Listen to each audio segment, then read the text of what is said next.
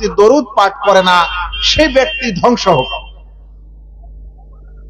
আচ্ছা বলেন তো, রাসূল সাল্লাল্লাহু আলাইহি ওয়াসাল্লামের এই বদদোয়া যদি আমাদেরকে লাগে, যে তার নাম আসবে আর আমরা সাল্লাল্লাহু আলাইহি ওয়াসাল্লাম বলবো না, তাহলে কি হবে? অন্য এক হাদিসে এসেছে এটা হলো কৃপণ, যে আমার নাম শুনে দরুদ পাঠ করে না। আর একটা কথা মনে রাখেন, আল্লাহ রাসূল সাল্লাল্লাহু আলাইহি ওয়াসাল্লাম এটাও বলেছেন, যে মানুষ আমার উপর একবার দরুদ পাঠ করবে আল্লাহ তাআলা তার উপর 10 বার রহমত প্রেরণ করবেন। তার মানে আপনি যতবার আল্লাহ রাসূল সাল্লাল্লাহু আলাইহি ওয়াসাল্লামের দরুদ পাঠ করছেন ততবার আপনার উপর 10টি করে রহমত বর্ষণ হবে। এটা এই জন্য কোনো আজে বাজে বিষয় আমাকে দেননি। আপনারা জালসার কমিটির মানুষেরা যে বিষয়টা চয়ন করে আমাকে দিয়েছেন, এটা কোনো আজে বাজে জিনিস নয়।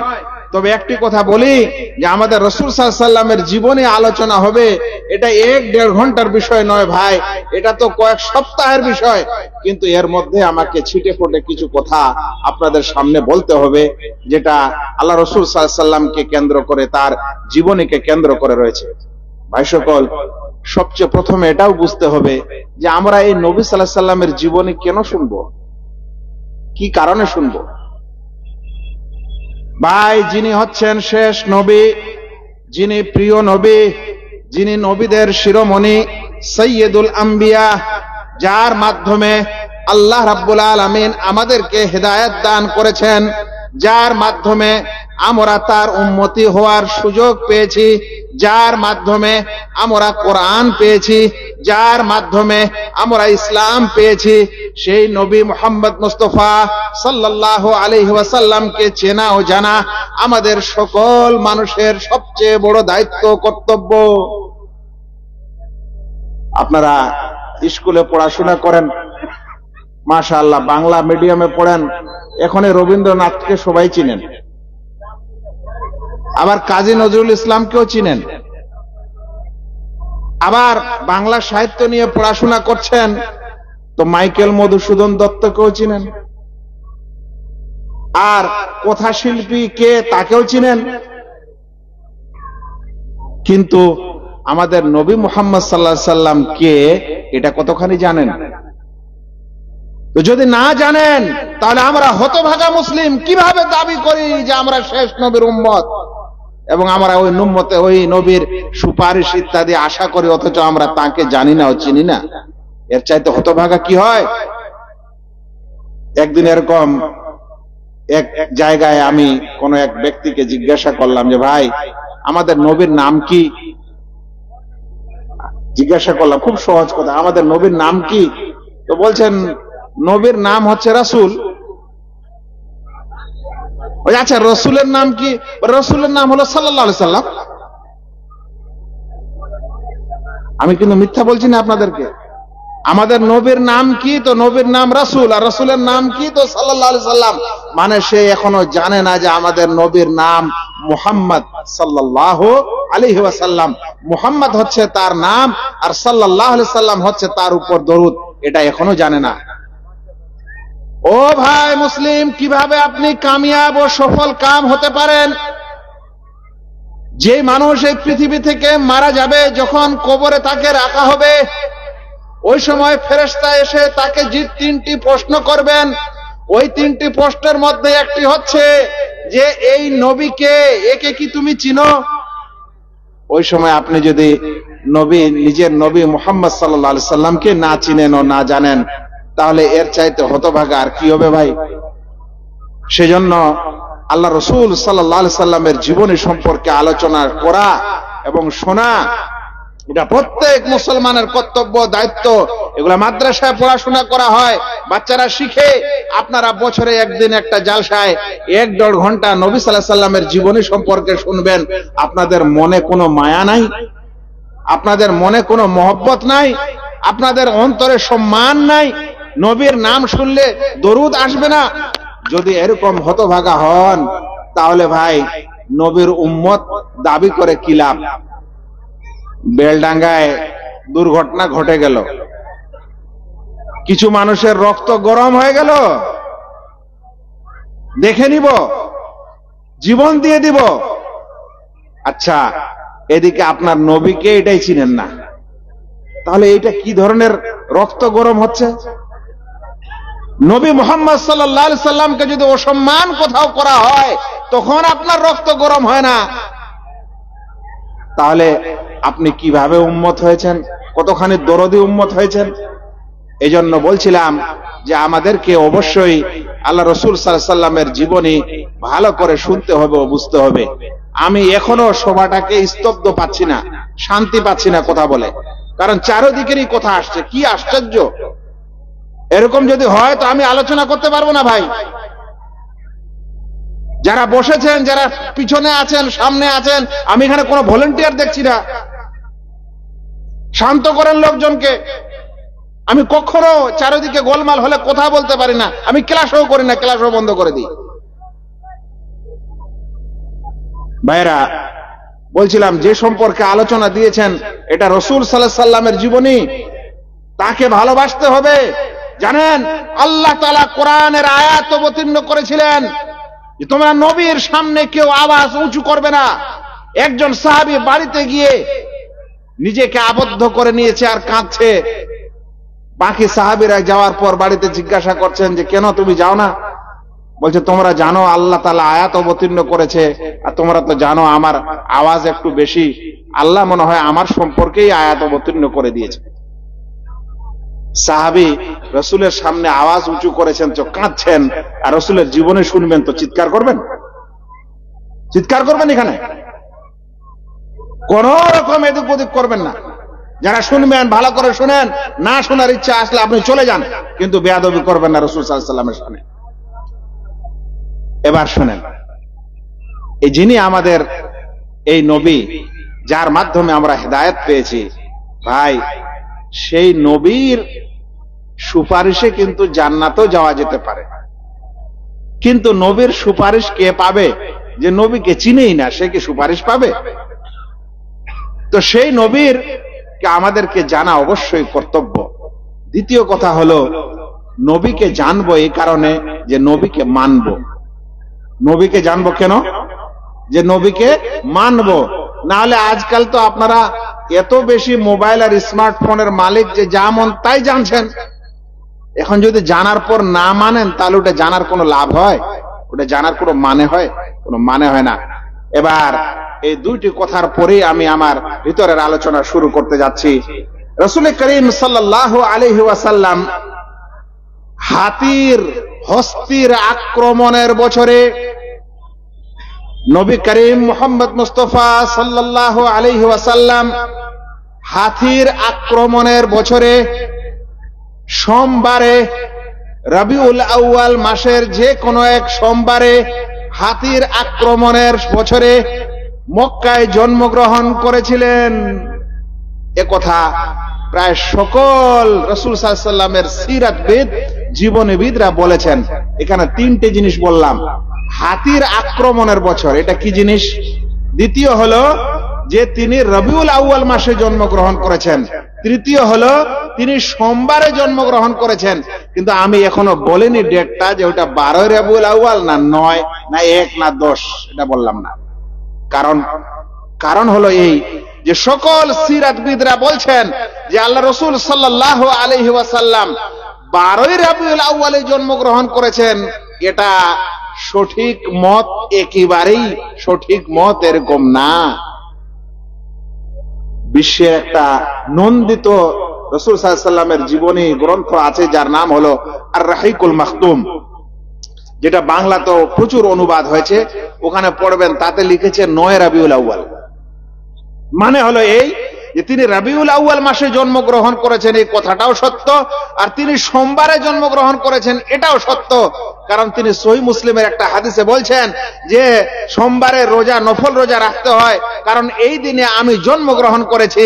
তো সোমবারে তিনি জন্মগ্রহণ করেছেন, রবিউল আউয়াল মাসেও করেছেন, কিন্তু কোন তারিখে করেছেন এটা কিন্তু মতভেদ করেছে ঐতিহাসিকরা। কেউ বলছেন 9 রবিউল আউয়াল, কেউ বলছেন 11 রবিউল আউয়াল, কেউ বলছেন 12 রবিউল আউয়াল, এমনকি কেউ 1-2 রবিউল আউয়ালও বলছেন। আচ্ছা, মানুষ যদি রাসূল সাল্লাল্লাহু আলাইহি ওয়াসাল্লামের কখন জন্ম হয়েছেন এটা নিয়ে কেউ যদি মতভেদ করে, ওটা আমি করছি না, লেখকরা করেছেন। তাহলে আপনি যদি জবরদস্তি 12 তারিখে যদি আপনি রাসূল সাল্লাল্লাহু আলাইহি সাল্লামের জন্মদিবস পালন করেন, তাহলে মানে কি হলো? তাহলে ঠিক হলো? তাহলে আপনি জবরদস্তি একটা তারিখকে ধরে নিলেন ওইটাই। কিন্তু ঐতিহাসিকরা বলছেন না, এই তারিখে নয়, 9 তারিখে। কিন্তু আমাদের দেশের কিছু মানুষ আছেন, তারা কিন্তু 9 রবিউল আউয়ালে রাসূল সাল্লাল্লাহু আলাইহি সাল্লামের জন্মদিবস পালন করবেন। কিন্তু আপনাদেরকে একটা আরো রহস্যের কথা বলি। এই ভাইয়েরা আবার বলছেন যে আল্লাহ রাসূল সাল্লাল্লাহু আলাইহি সাল্লাম তো দুনিয়ার সবচেয়ে আগে সৃষ্টি হয়েছেন। এই কথাটা একটু শুনছেন, বুঝছেন আমার কথা? একটু ভালো করে শুনেন। তারা এমনি মাহফিলে বলছেন যে আল্লাহর নূরে নবী মুহাম্মদ সাল্লাল্লাহু আলাইহি সাল্লাম তৈরি, আর নবী মুহাম্মদ সাল্লাল্লাহু আলাইহি সাল্লামের নূর দিয়ে গোটা জাহান তৈরি। এই কথা বলে না ভাই? শুনেননি কোন মাহফিলে? আল্লাহর নূরে নবী তৈরি, নবীর নূরে সারা জাহান তৈরি। তাহলে আল্লাহর নূরে যদি নবী তৈরি হন আর নবীর নূরে যদি সবাই তৈরি হন, তাহলে আগে তো নবী তৈরি হলেন। তাহলে 12 রবিউল আউয়ালে নবী জন্ম দিবস পালন কেন হবে? ওটা বের করেন আল্লাহ রাসূলকে আল্লাহ তাআলা তাহলে কবে সৃষ্টি করেছিলেন? তারা স্বয়ং বলছে যে আল্লাহ রাসূল সাল্লাল্লাহু আলাইহি সাল্লাম সব নবীর আগে, সব সৃষ্টির আগে তাকে সৃষ্টি করা হয়েছে। তার ওই তারিখটা কি? ওই তারিখটাতে আপনারা জন্ম দিবস পালন করেন, 12 রবিউল আউয়ালে করা ঠিক না। কারণ এটা তো ওলামারা লিখেছেন 12 রবিউল আউয়াল। এখানে আর একটা কথা বুঝাই ভাই, তারা এই কথা নির্দ্বিধায় তাদের মিলাদ মাহফিল গুলাতে বলে যাচ্ছে যে আল্লাহর নূরে নবীর তৈরি, নবীর নূরে সারা জগৎ তৈরি। আচ্ছা ভাই, নবীর নূরে যদি সারা জগৎ তৈরি হয়, তাহলে আপনিও নবীর নূরের তৈরি, আমিও নবীর নূরের তৈরি। এই আসমানও নবীর নূরের তৈরি, জমিনও নবীর নূরের তৈরি। নাউজুবিল্লাহ, যত জীব জন্তু আছে সব নবীর নূরের তৈরি। নাউজুবিল্লাহ, জীব জন্তুর মধ্যে কুকুর ইত্যাদি, এটাও নবীর নূরের তৈরি। নাউজুবিল্লাহ, মানুষের মধ্যে কাফের মুশরিকও নবীর নূরের তৈরি, আর মুমিনরাও নবীর নূরের তৈরি। এই মানেটা এটা হলো না? তাহলে এর দ্বারা নবীর সম্মান হলো না নবীর অসম্মান হলো? করতে গেছিল নবীর সম্মান, হয়ে গেছে অসম্মান। নবীর নূরে সারা জগৎ যদি তৈরি হয়, তাহলে আপনি আমি যেখানে বসে আছি ওটাও নবীর নূর। কিভাবে বসে থাকতে পারেন? আর কিভাবে আপনি ওর উপর পায়খানা ও পেশাব করতে পারেন? কিভাবে আপনি একটা মুশরিক ও নবীর নূরের তৈরি বলতে পারেন? এই জন্য এগুলো কথা শুধু শুনলে হবে না, একটু বুঝতে হবে। এখানে একটা আরো কথা বলি ভাই, বিশ্বের মানুষের একটা আকীদা, একটা বিশ্বাস আছে যে সৃষ্টি ও স্রষ্টার মধ্যে কোনো পার্থক্য নেই। সৃষ্টি মানে পৃথিবীতে যা কিছু দেখছেন সব সৃষ্টি, মাখলুকাত। আর স্রষ্টা মানে আল্লাহ। ওরা বলছে আল্লাহ আর সৃষ্টির মধ্যে কোনো পার্থক্য নেই। সেই কারণে তারা বলে পৃথিবীর সব কিছুতে আল্লাহ বিরাজিত, অণু অণুতে আল্লাহ রয়েছে, অণু অণুতে উনি রয়েছেন, ঈশ্বর রয়েছে। এখন ওদের কথা হলো যে সবকিছুই হলো আল্লাহর নূরের সৃষ্টি, বা সবকিছুতে আল্লাহ আছে। আর এখন আপনি বলছেন যে আল্লাহর নূরে নবীর তৈরি, আর নবীর নূরে সারা জগৎ তৈরি। তো ওদের কথাটাই তো হলো, ওদের কথাটা হলো না? যারা বলে আল্লাহর নূর দিয়ে সারা জগৎ তৈরি, বা সারা জগৎ যা কিছু আছে আল্লাহ এবং এই জগতের সৃষ্টির মধ্যে কোনো পার্থক্য নেই, এটা আসলে একই জিনিস। আমি জানি না এই আকীদা আপনারা কোনোদিন শুনেছেন কি শুনেন না। এটাকে বলা হয় সর্বেশ্বরবাদের আকীদা। সর্বেশ্বরবাদ যারা মানে, যেমন ও মুসলিমরা এবং হিন্দুইজমরা, গ্রিক দর্শনে এই কথা আছে যে সব কিছু এটা আল্লাহর অংশ। দুনিয়াতে যা কিছু আছে এটা আল্লাহরই অংশ। যদি এটা আল্লাহরই অংশ হয়, সে কারণে তারা মাটিকেও পূজা করে, গাছকেও পূজা করে, ইঁদুর কেউ করে, হাতি কেউ করে, সাপ কেউ করে, বিড়াল কেউ করে, যা কিছু দুনিয়ার আছে সব পূজা করে। কারণ তারা মনে করে এটা আল্লাহরই অংশ। তাহলে এর পূজা করেন আর আল্লাহর করেন, একই হলো। এইদিকে আমাদের এই ভাইয়েরা বলছেন যে আল্লাহর নূরে নবীর মুহাম্মদ সাল্লাল্লাহু আলাইহি সাল্লাম তৈরি, আর নবী মুহাম্মদ সাল্লাল্লাহু আলাইহি সাল্লামের মাধ্যমে সারা জগৎ তৈরি। তাহলে সারা জগৎটা আসলে কার নূর হলো? নবী মুহাম্মদের। আর নবী মুহাম্মদ কার নূর হলেন? আল্লাহ তাআলার। তাহলে গোটা জগৎ তো ঘুরে ফিরে আল্লাহরই অংশ হয়ে গেল। এটাকেই তো সর্বসারপথ বলে। ওরা বলেছিল সর্বেশ্বরবাদ, ওই জন্য কাফের বলবেন, আর আপনারা বলে মুমিন হবেন।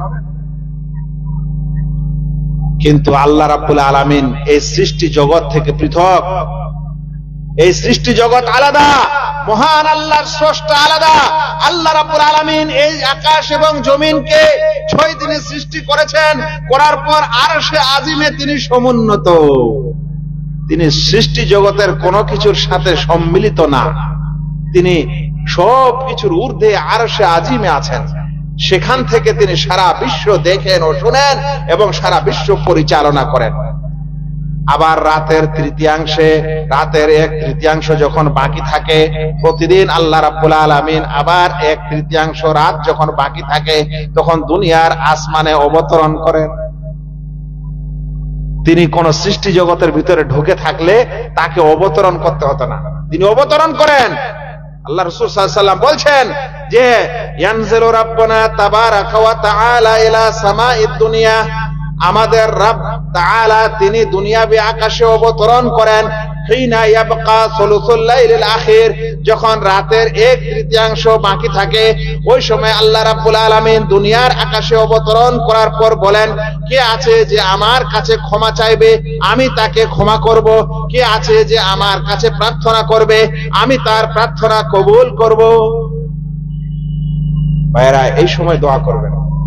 আপনারা অনেক মানুষ আমাদেরকে ফতোয়া টতোয়া ইত্যাদি জিজ্ঞাসা করেন যে শেখ এই ঝামেলায় ওই ঝামেলায় দোয়া করছি, কবুল হয় না, আল্লাহ এতদিন ধরে অসুখ, এতদিন ধরে এই কিচ্ছু ভালো হয় না। এটা হলো রাতের শেষ 1/3, এই সময় উঠে নামাজ পড়ে আল্লাহর কাছে দোয়া করবেন। এই সময় আল্লাহ তাআলা দোয়া কবুলের জন্য পৃথিবীতে চলে আসেন। আমি আমার বিষয় তো নিতেই পারবো না যদি এতগুলা ব্যাখ্যা বিশ্লেষণে যাই। আমি বলছিলাম যে আল্লাহ রাসূল সাল্লাল্লাহু আলাইহি ওয়াসাল্লাম হস্তির আক্রমণের বছর, এই বছর কাবাকে ভাঙার জন্য ইয়ামানের বাদশাহ আবরাহা বিশেষ হাতির সেনা পাঠিয়েছিল। আর সেই হাতি এবং হাতির সেনাবাহিনী তারা যখন মিনা এবং মুজদালিফার মাঝখানে এসেছিল, তখন আল্লাহ তাআলা ওই আবাবিল পাখি প্রেরণ করে ওই হাতির বাহিনীকে সম্পূর্ণকে ধ্বংস করে দিয়েছিলেন।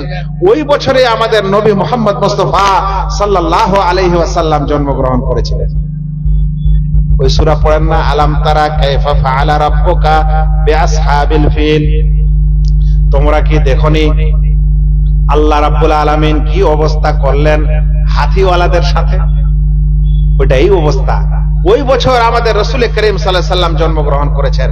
আমি বলছিলাম যে আল্লাহ রাসূল সাল্লাল্লাহু আলাইহি ওয়াসাল্লাম যখন জন্মগ্রহণ করলেন, ঠিক তখন তার পিতা মারা গেল, আব্বু মারা গেল, তিনি অনাথ হিসাবে জন্মগ্রহণ করলেন। মায়ের পেটেই আছেন। কিছু মতভেদ আছে ঐতিহাসিকদের কাছে যে মায়ের পেটে থাকার সময় মারা গেছিলেন না জন্মের পর মারা গেছিলেন, কিন্তু মারা গেছেন।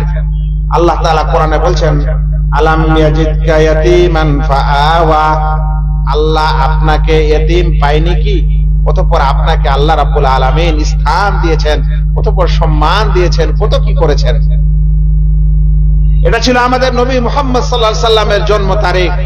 অতঃপর যখন জন্ম হলেন, তখন মক্কার সেই যুগের মানুষেরা দাইমাকে দুধ পান করতে দিত।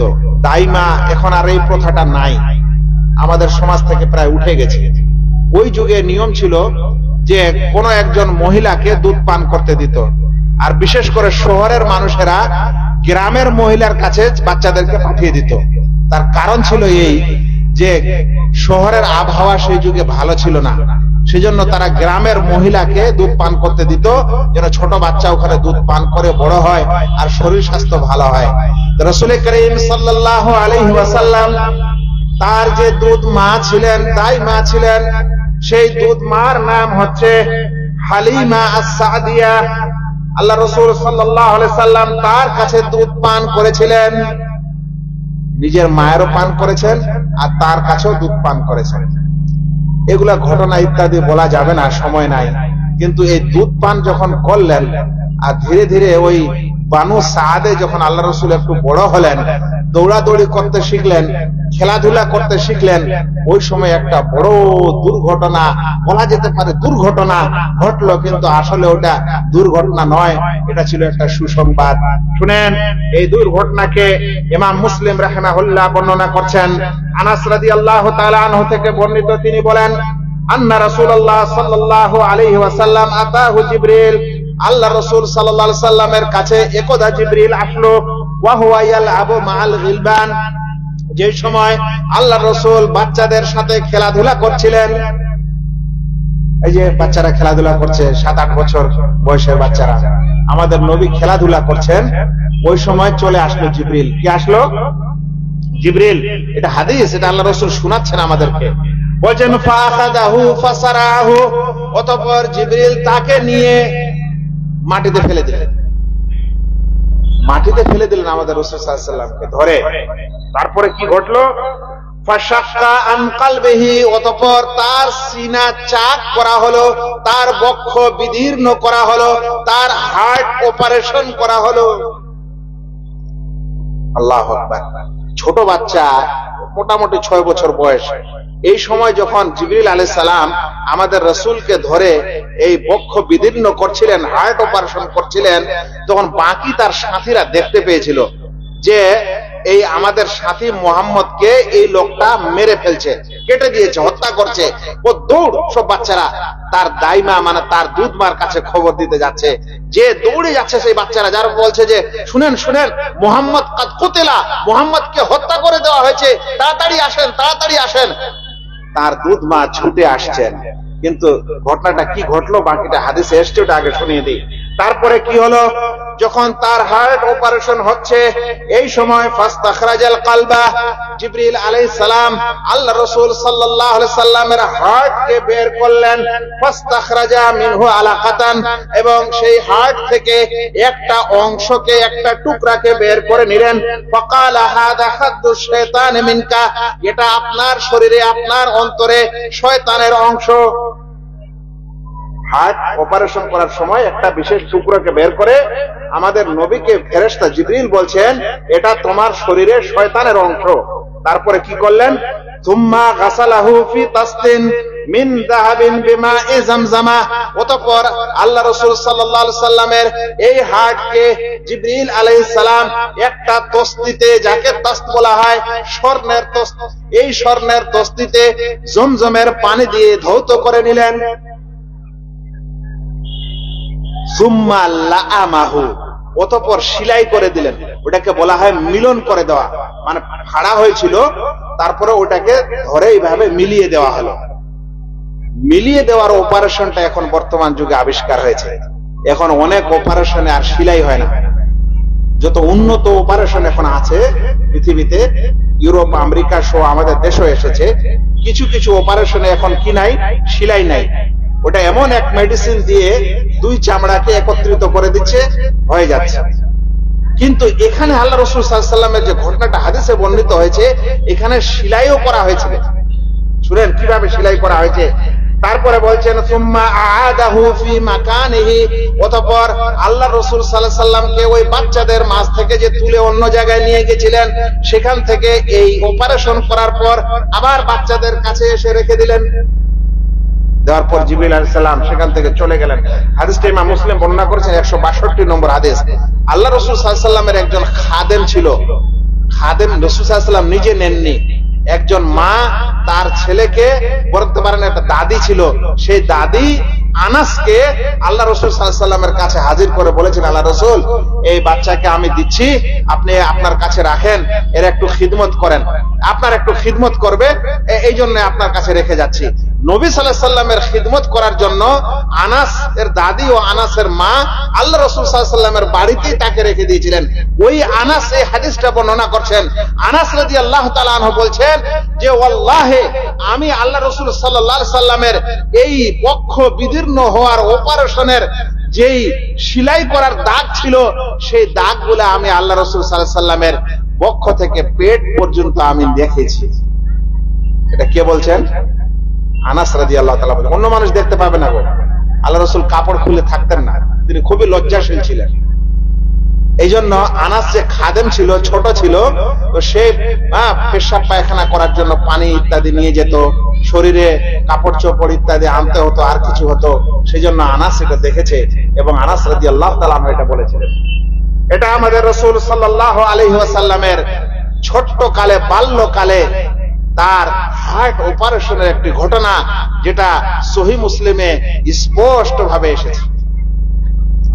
এরপর যখন মা দুধ মা আসলেন, এসে আমাদের রাসূল সাল্লাল্লাহু আলাইহি ওয়াসাল্লামকে দেখছেন যে একদম চেহারা ছবি বিগড়ে গেছে, মানে ভয়ে আতঙ্কে বাচ্চার যেরকম হয় হতভম্ব হয়ে গেছে। তখন তিনি বাচ্চাকে নিয়ে বাড়ি গেলেন। বাড়ি যাওয়ার পর তার মনে এটা আসলো যে এই ছেলে তো আর আমার না, আমাকে তো দুধ পান করতে দিয়েছে, আমি দুধ মা, তো বাচ্চাটার যখন এরকম অবস্থা হয়েছে তাহলে আমার কাছে না রেখে ওর মাকে ফিরিয়ে দেওয়া ভালো হবে। তখন আমাদের রাসূল সাল্লাল্লাহু আলাইহি ওয়াসাল্লামকে ওই তার দুধ মা নিয়ে আসল মা আমিনার কাছে নিয়ে চলে গেলেন। নিয়ে গিয়ে বললেন, বাচ্চাকে আপনারা রাখেন, এরকম এরকম ঘটনা হয়েছে, আমাদের ভয় হচ্ছে, আপনারা এখন বাচ্চাকে রাখেন। কিন্তু তারপরে কি ঘটলো? তারপরে ওই নিজের মাও দুনিয়া থেকে বিদায় নিল। ইতিপূর্বে বাবা ছিলেন না, আর এখন মাত্র 6 বছর বয়স। এরকম সময়ে যখন দুধ মা তাকে বাড়িতে ফিরিয়ে দিচ্ছেন, ওই সময় নিজের মাও মারা যাচ্ছে। যখন মা মারা গেল, তখন তার দাদা আব্দুল মুত্তালিব কিছুদিন দেখাশোনা করলেন। কিছুদিন দেখাশোনা করার পর দাদাও মারা গেলেন। যখন দাদা মারা গেলেন, তখন আমাদের রাসূল সাল্লাল্লাহু আলাইহি সাল্লাম তার চাচা আবু তালেবের বাড়িতে, তার কাছেই তিনি লালন পালন হলেন এবং বড় হলেন। এই সময় একটা আরো সুন্দর ঘটনা ঘটেছিল। রাসূল সাল্লাল্লাহু আলাইহি সাল্লাম যখন এরকম ছোট, চাচার সাথে যখন তিনি উঠা বসা করছেন, এই সময় কাবা শরীফ নির্মাণ হচ্ছিল। এই কাবা শরীফ যেদিন নির্মাণ হয়, সেদিন আল্লাহ রাসূল সাল্লাল্লাহু আলাইহি ওয়াসাল্লাম নিজেই পাথর কাঁধে করে নিয়ে যাচ্ছেন, চাচার সাথে কাবা শরীফ নির্মাণ করছেন। কোথায় আছে আমাদের আজকালকার মুসলমান যুবকেরা, বৃদ্ধরা, বাচ্চারা? একটা মসজিদ নির্মাণ হবে তো খালি কমিটিটাই দৌড়াদৌড়ি করবে, খালি কমিটিটাই দৌড়াদৌড়ি করবে। গ্রামের মানুষের কোনো দায়িত্ব নাই, যুবকেরও দায়িত্ব নাই, মেয়েদেরও দায়িত্ব নাই, পুরুষেরও দায়িত্ব নাই, কারোই দায়িত্ব নেই। আর ওইদিকে আমাদের নবী 6 বছর 7 বছরের শিশু, তিনি তার কাঁধে পাথর নিয়ে কাবা শরীফ তৈরি করার জন্য তিনি সাহায্য করছেন। কিন্তু একটা খুব বিরাট ঘটনা ঘটেছিল। চাচা এই বাচ্চা যখন, শিশু যখন কাঁধে করে পাথর নিয়ে যাচ্ছিল, তখন চাচাকে খুব মায়া হচ্ছিল আবু তালেবকে। আর সেই যুগটা তো আর আমাদের মতো এত সভ্য যুগ ছিল না, আমাদেরটা এখন বেশি অসভ্য, কিন্তু ওই যুগও অসভ্য যুগ ছিল, এখনো তো নবী হননি, ইসলাম আসেনি। তো সেই সময় চাচাকে যখন দরদ হলো যে বাচ্চাটা যাচ্ছে এভাবে পাথর নিয়ে, কষ্ট হচ্ছে, তো বলছে এক কাজ করো, তোমার লুঙ্গিটা খুলে ঘাড়ে নিয়ে নাও, আর পাথরটা ওই লুঙ্গির উপরে রাখো, নিয়ে তারপরে হেঁটে যাও, তাহলে তোমাকে লাগবে না। চাচার কথা শুনে 6 বছরের বাচ্চা, আমাদের দেশে এক সময় 7-8 বছরের বাচ্চা লেংটা হয়ে ঘোরাফেরা করতো, এখন কাপড় চোপড় পয়সা কড়ি হয়েছে, তো আর মানুষ এই কাজ করে না। তো সেই বর্বর যুগে এগুলো ছিল, তাও কিন্তু রাসূল সাল্লাল্লাহু আলাইহি সাল্লাম কাপড় পরে আছেন, কিন্তু মায়ের ছলনায় চাচা বলছেন যে লুঙ্গিটা একটু কাঁধে নাও আর পাথরটা উপরে নাও, তাহলে তোমার কাঁধে লাগবে না।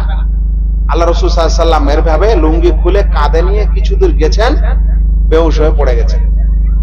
আল্লাহ বাঁচাবেন, ইজ্জত রক্ষা করবেন ছোট হলেও। এই যে বেহুশ হয়েছে, হাদিসে এসেছে চোখ চড়িয়ে দিয়েছে, তারপরে যখন কাপড় পরিয়ে দেওয়া হয়েছে ভালো হয়ে গেছে। কাপড় পরিয়ে দিয়েছেন, আবার রাসূল সাল্লাল্লাহু আলাইহি সাল্লাম ভালো হয়ে গেছে। বলেন তারপরে আমাদের রাসূল সাল্লাল্লাহু আলাইহি সাল্লামকে কখনো আর উলঙ্গ দেখা যায়নি। এটাই তার জীবনের শেষ, ওই 6-7 বছরের উলঙ্গ হওয়া, আর জীবনে তিনি কখনো উলঙ্গ হননি। আল্লাহু আকবার। এই নবীর আলোচনা শুনছেন আপনারা, অনেক ফতোয়া ফারায়েজ শুনেছেন। এখানে কি ভলান্টিয়ার কেউ নাই? এখানে কি ভলান্টিয়ার কেউ নেই?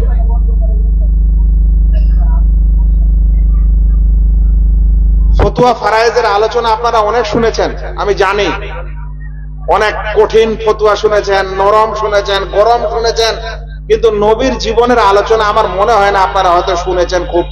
আর শুনলেও এত ডিটেলসে শোনার, ওই জন্য বলছিলাম আমি আপনাকে নিতে পারবো না। এটা তো 6-7 বছরের ব্যাপার, 63 বছর পর্যন্ত আপনাকে আমাকে আলোচনা করতে হবে।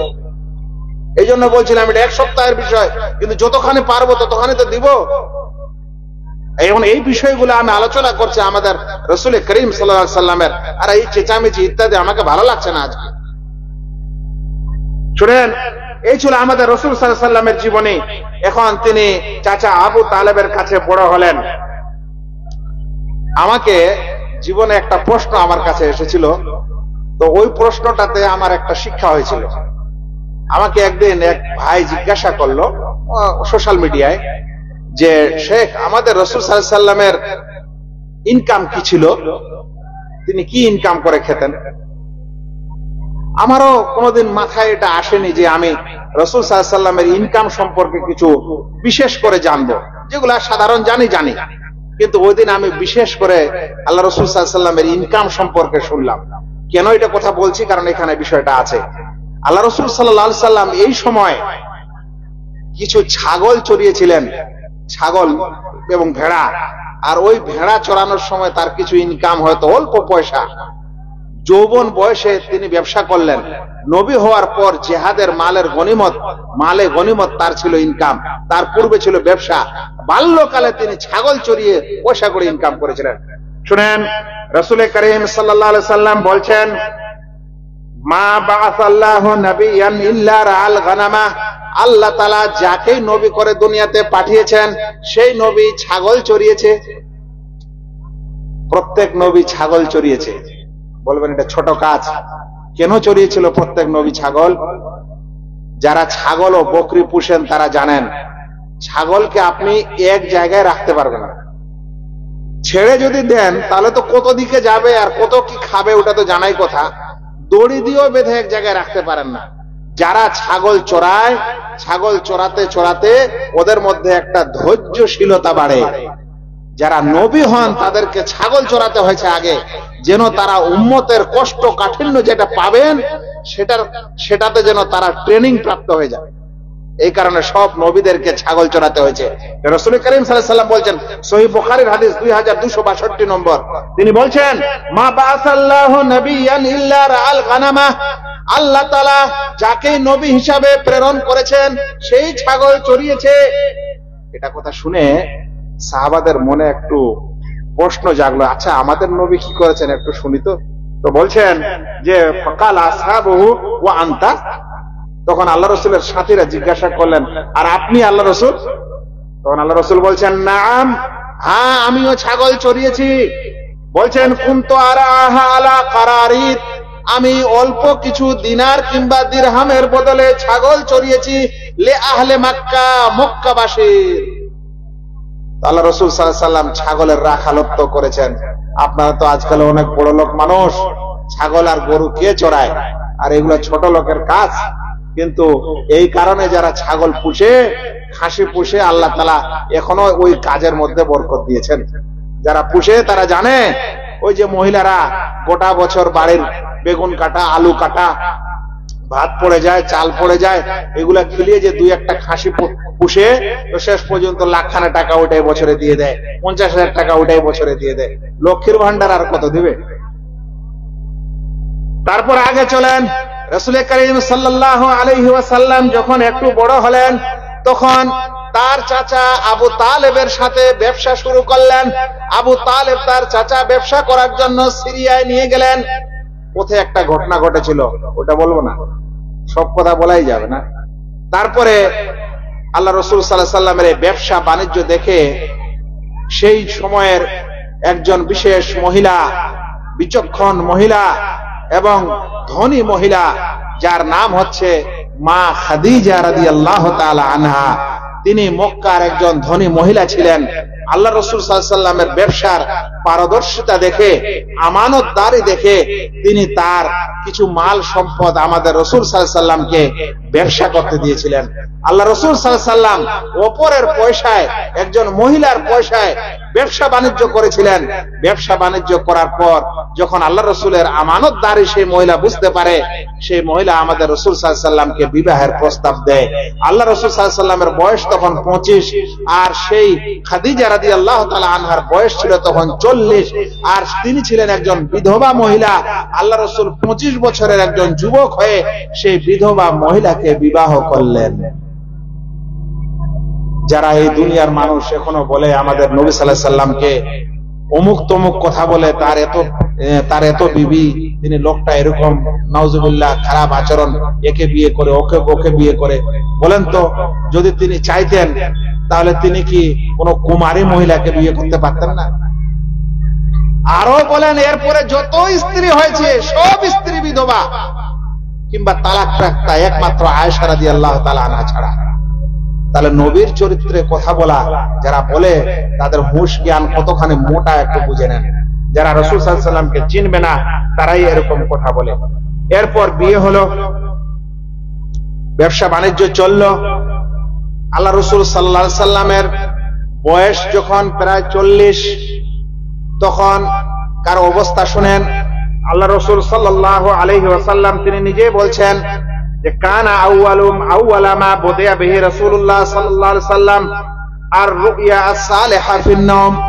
এই 40 বছর বয়স যখন হয়েছে তখন আল্লাহ রাসূল সাল্লাল্লাহু আলাইহি ওয়াসাল্লামের কাছে ওহী আসার পূর্বে তিনি যা স্বপ্ন দেখতেন সকালে সেটাই সত্য হয়ে যেত। তিনি যা স্বপ্ন দেখতেন সকালবেলা সেটাই স্বপ্ন ঘটত। এরকম কিছুদিন হতে লাগলো। এরপর আল্লাহ রাসূল সাল্লাল্লাহু আলাইহি সাল্লামকে একা একা থাকা পছন্দ হতে লাগলো। একা একা ভালো লাগে না মানুষের সাথে থাকতে। তখন তিনি কি করলেন, খাদিজাকে বলতেন যে আমাকে কিছু খাবার দাবার বেঁধে দাও, আমি চলে যাব। কোথায় যাবেন? বলছেন ওই হীরা পাহাড়ে, ওখানে যেয়ে থাকবো, ভালো লাগে না মানুষের জঞ্জাট ইত্যাদি। তো খাদিজা রাদিয়াল্লাহু তাআলা আনহা কিছু খাবার দাবার 2-1 দিনের রান্না করে বা শুকনা যা ছিল সেই সময় বেঁধে দিতেন। তিনি চলে যেতেন হীরা পাহাড়ে, গিয়ে তিনি বসে থাকতেন। এবার কি ঘটছে, জীবনের সবচেয়ে প্রথমে ঘটনাটা কি ঘটলো, আল্লাহ রাসূল সাল্লাল্লাহু আলাইহি ওয়াসাল্লাম এভাবে গারে হীরা পাহাড়ে তিনি আছেন, একা একাই বসে আছেন। এরকম সময় তিনি দেখছেন একজন ফেরেশতা তার কাছে চলে আসলো। যেই ফেরেশতা এসে আল্লাহ রাসূল সাল্লাল্লাহু আলাইহি ওয়াসাল্লামকে চেপে ধরলো। ধরার পর আল্লাহ রাসূল বলছেন হাত্তা বালাগা মিন্নি আল জুদা, আমার কষ্ট হচ্ছিল, এত চেপে ধরেছে। ধরার পর বলছে মুহাম্মদ পড়ো ইকরা। আমি বললাম মা আনা বিকারি, আমি তো পড়তে জানি না। আমি পড়তে জানি না মানে আমার আক্ষরিক জ্ঞান নেই। ক খ গ ঘ আলিফ বা তাসা পড়ে কোন রিডিং পড়বো এই জ্ঞান তো আমার নাই, আমার তো এরকম শিক্ষা নেওয়া নেই। মা আনা বেকারি, আমি পড়তে জানি না। আল্লাহ রাসূল সাল্লাল্লাহু আলাইহি ওয়াসাল্লামকে আবার ফেরেশতা দ্বিতীয়বার জড়িয়ে ধরেছে, চেপে ধরেছে। ধরার পর আবারও ওই কথা বলছে যে ইয়া মুহাম্মদ ইকরা, মুহাম্মদ পড়ো। আল্লাহ রাসূল সাল্লাল্লাহু আলাইহি ওয়াসাল্লাম বলছেন মা আনা বিকারি, আমি তো পড়তে জানি না। দ্বিতীয়বার হয়ে গেল, তৃতীয়বারও চেপে ধরে একই ঘটনা। তারপরে তখন ওই ফেরেশতা নিজেই বলছেন বলো ইকরা বিসমি রাব্বিকাল্লাযী খালাক, খালাকাল ইনসানা মিন আলাক, ইকরা ওয়া রাব্বুকাল আকরাম। এভাবে আল্লাহ রাসূল সাল্লাল্লাহু আলাইহি সাল্লামকে কয়েকটি আয়াত ওই ফেরেশতা বললেন আর আল্লাহ রাসূল সাল্লাল্লাহু আলাইহি সাল্লাম ফের বললেন। এটা বলার পর ফেরেশতা সেখান থেকে চলে গেলেন। আল্লাহ রাসূল ঘাবড়ে গেছেন, ভয় আর এত বেশি ঘাবড়ে গেছেন যে শরীরটা কাঁপছে। এই ঘটনা ঘটার পর পাহাড় থেকে কোন রকম করে নেমেছেন, নামার পর বাড়িতে আসছেন। হাদিসের শব্দে এসেছে তার জফো বাওয়াদেরহু, আল্লাহ রাসূল সাল্লাল্লাহু আলাইহি সাল্লামের ঘাড়ের রোগগুলা কাঁপছিল, স্কন্ধের রোগগুলা কাঁপছিল। মানুষ যখন বেশি ভয় পায় তখন মানুষের সামনে কাঁপে। আল্লাহ রাসূল সাল্লাল্লাহু আলাইহি সাল্লামের জীবনের এরকম একটা ঘটনা যেটা কোনো স্বাভাবিক ঘটনা ছিল না, এটা দেখে আল্লাহ রাসূল সাল্লাল্লাহু আলাইহি সাল্লামের শরীর কাঁপতে লেগেছে। এই কাঁপতে কাঁপতে আল্লাহ রাসূল সাল্লাল্লাহু আলাইহি সাল্লাম বাড়িতে পৌঁছেছেন। পৌঁছার পর খাদিজাকে বলছেন যে আমাকে তুমি একটা কাপড় পরিয়ে দাও, আমাকে একটা কম্বল উড়িয়ে দাও, আমাকে একটু রেস্ট নিতে দাও, আরাম করতে দাও। আমার সাথে খুব একটা কি ধরনের আচরণ হলো আমি বুঝতে পারছি না, কিন্তু আমাকে খুব ভয় লাগছে, আমাকে একটা আগে আরাম করতে দাও। আজকালও মানুষ বলে না যখন খুব ঝামেলায় পড়ে যে আমাকে একা ছেড়ে দাও, আমি পরে কথা বলছি, একা ছেড়ে দাও। আল্লাহ রাসূল বলছেন আমাকে ছেড়ে দাও একা, আর একটা কম্বল দাও, আমি একটু উড়ি। আল্লাহ রাসূল কম্বল গুড়ে কিছুক্ষণ থাকলেন। যখন তার ফালাম্মা যাহাবা আনহুর রাও, তার থেকে যখন ভয় ভীতি চলে গেল তখন আল্লাহ রাসূল সাল্লাল্লাহু আলাইহি সাল্লাম খাদিজাকে বলছেন এই ঘটনা। আচ্ছা বলেন তো, আপনি একজন স্বামী হয়ে আপনার যদি একটা দুর্ঘটনা ঘটে যায় কোথাও রাস্তাঘাটে, যে কোনো ডাকাত ধরেছিল, আপনাকে চাকু দেখিয়েছিল, পিস্তল দেখিয়েছিল, বা একটু মেরেও দিয়েছিল, আঘাত হয়ে আছেন, এরপর বাড়িতে এসে যদি আপনার স্ত্রীকে এই ঘটনা বলেন তাহলে সেই স্ত্রী কি করবে? কিছু স্ত্রী আছে কাঁদাকাটি শুরু করবে আপনার অবস্থা দেখে। কিছু স্ত্রী আছে চিল্লাচিল্লি শুরু করবে, কিছু স্ত্রী আছে ওর বাপ মাকে খবর দিবে, কিছু স্ত্রী আছে আর কিছু করবে, দিক বিদিক অবস্থা হবে। কিন্তু সেই মহিলা খাদিজা রাদিয়াল্লাহু তাআলা আনহা তিনি কত বিচক্ষণ ছিলেন। তিনি এটা শোনার পর কি বললেন শুনেন। হাদিসের পরিভাষায় তিনি এটা শোনার পর বলছেন, কাল্লা আবশির ফাওয়াল্লাহি লা ইউখজিকাল্লাহু আবাদা, কখনো না, আল্লাহ আপনাকে কখনো অপদস্থ করবে না, আপনি চিন্তা করেন না, আপনি সুসংবাদ নেন। কারণ ফাওয়াল্লাহি ইন্নাকা লাতাসিলুর রাহিম, কারণ আল্লাহর কসম আপনি সিলা রাহমি করেন, অর্থাৎ আত্মীয়তা বজায় রাখেন, আত্মীয়তার সম্মান করেন, আল্লাহ আপনাকে অপদস্থ করবে না। ওয়া তাসদুকুল হাদিস, আর আপনি সত্য কথা বলেন, আপনি মিথ্যুক মানুষ না, তাই আল্লাহ আপনাকে অপদস্থ করবে না। ওয়া তাহমিলুল কাল্লা, আপনি মানুষের বোঝা উঠান, অর্থাৎ মানুষের কষ্ট হলে সেই কষ্ট দূর করেন, আল্লাহ আপনাকে কখনো অপদস্থ করবে না। ওয়া তাকসিবুল মাদুম, আপনি অভাবী মানুষদেরকে সাহায্য করেন, যে মানুষ অভাবী মানুষকে সাহায্য করে আল্লাহ তাকে কখনো অপদস্থ করবে না। তারপরে বলছেন ওয়া তাকরিজ যায়ফা ওয়া তুঈনু আলা নাওয়াইবিল হক, এবং যত মুসিবত হয় সেই মুসিবতের সময় আপনি মানুষের পাশে দাঁড়ান, মানুষের সাহায্য সহযোগিতা করেন, আল্লাহ আপনাকে কখনো অপদস্থ করবে না। আচ্ছা, এটা কি আপনারা রাস্তা করে রেখেছেন? এখন আবার মোটরসাইকেলও যাচ্ছে। তা আমার কথাটা কি বুঝতে পারছেন না ভাই? এটা বন্ধ করেন, এখানে যাতায়াত বন্ধ করেন। এত রাস্তা আছে, ওটা বাদ দিয়ে জালসার ভিতর দিয়ে এটা কি টানা করে যাওয়া আসা শুরু হয়েছে।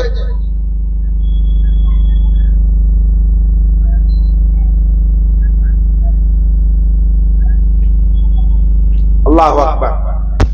এই জন্য বলছিলাম যে আমরা যদি আমাদের নবীর মহব্বত ও ভালোবাসা স্বয়ং না করে না জানি, তাহলে আর কাকে দিয়ে করবেন বলেন? আল্লাহু আকবার। আমি বলতে পারি না ভাই, আমি ক্লাসেও বলি না, বাচ্চা কাচ্চা কথা বলা বলি হলে আমার দ্বারা কথা হয় না। সব শান্ত থাকে, সুন্দর করে কথা বলা যায়, কারণ আমিও শুনি, ওদের আর শোনাই, তাহলে হয় না। যাক, কি কথা বলছিলাম যেন? হ্যাঁ, এবার রাসূল করিম সাল্লাল্লাহু আলাইহি ওয়াসাল্লামকে খাদিজা রাদিয়াল্লাহু তাআলা আনহা বলছেন, আল্লাহ আপনাকে অপদস্থ করবে না, কিন্তু আপনাকে আমি এই যুগের সবচেয়ে বড় পণ্ডিত আমার চাচা ওয়ারাকা বিন নওফলের কাছে নিয়ে যাব। এটা ছিল সেই যুগের নাসরানি খ্রিস্টানদের পণ্ডিত। আচ্ছা বলেন তো, কত বিচক্ষণ মহিলা হলে এই সিদ্ধান্ত নিতে পারে? নিজে তো বললো যে আল্লাহ আপনাকে অপদস্থ করবে না।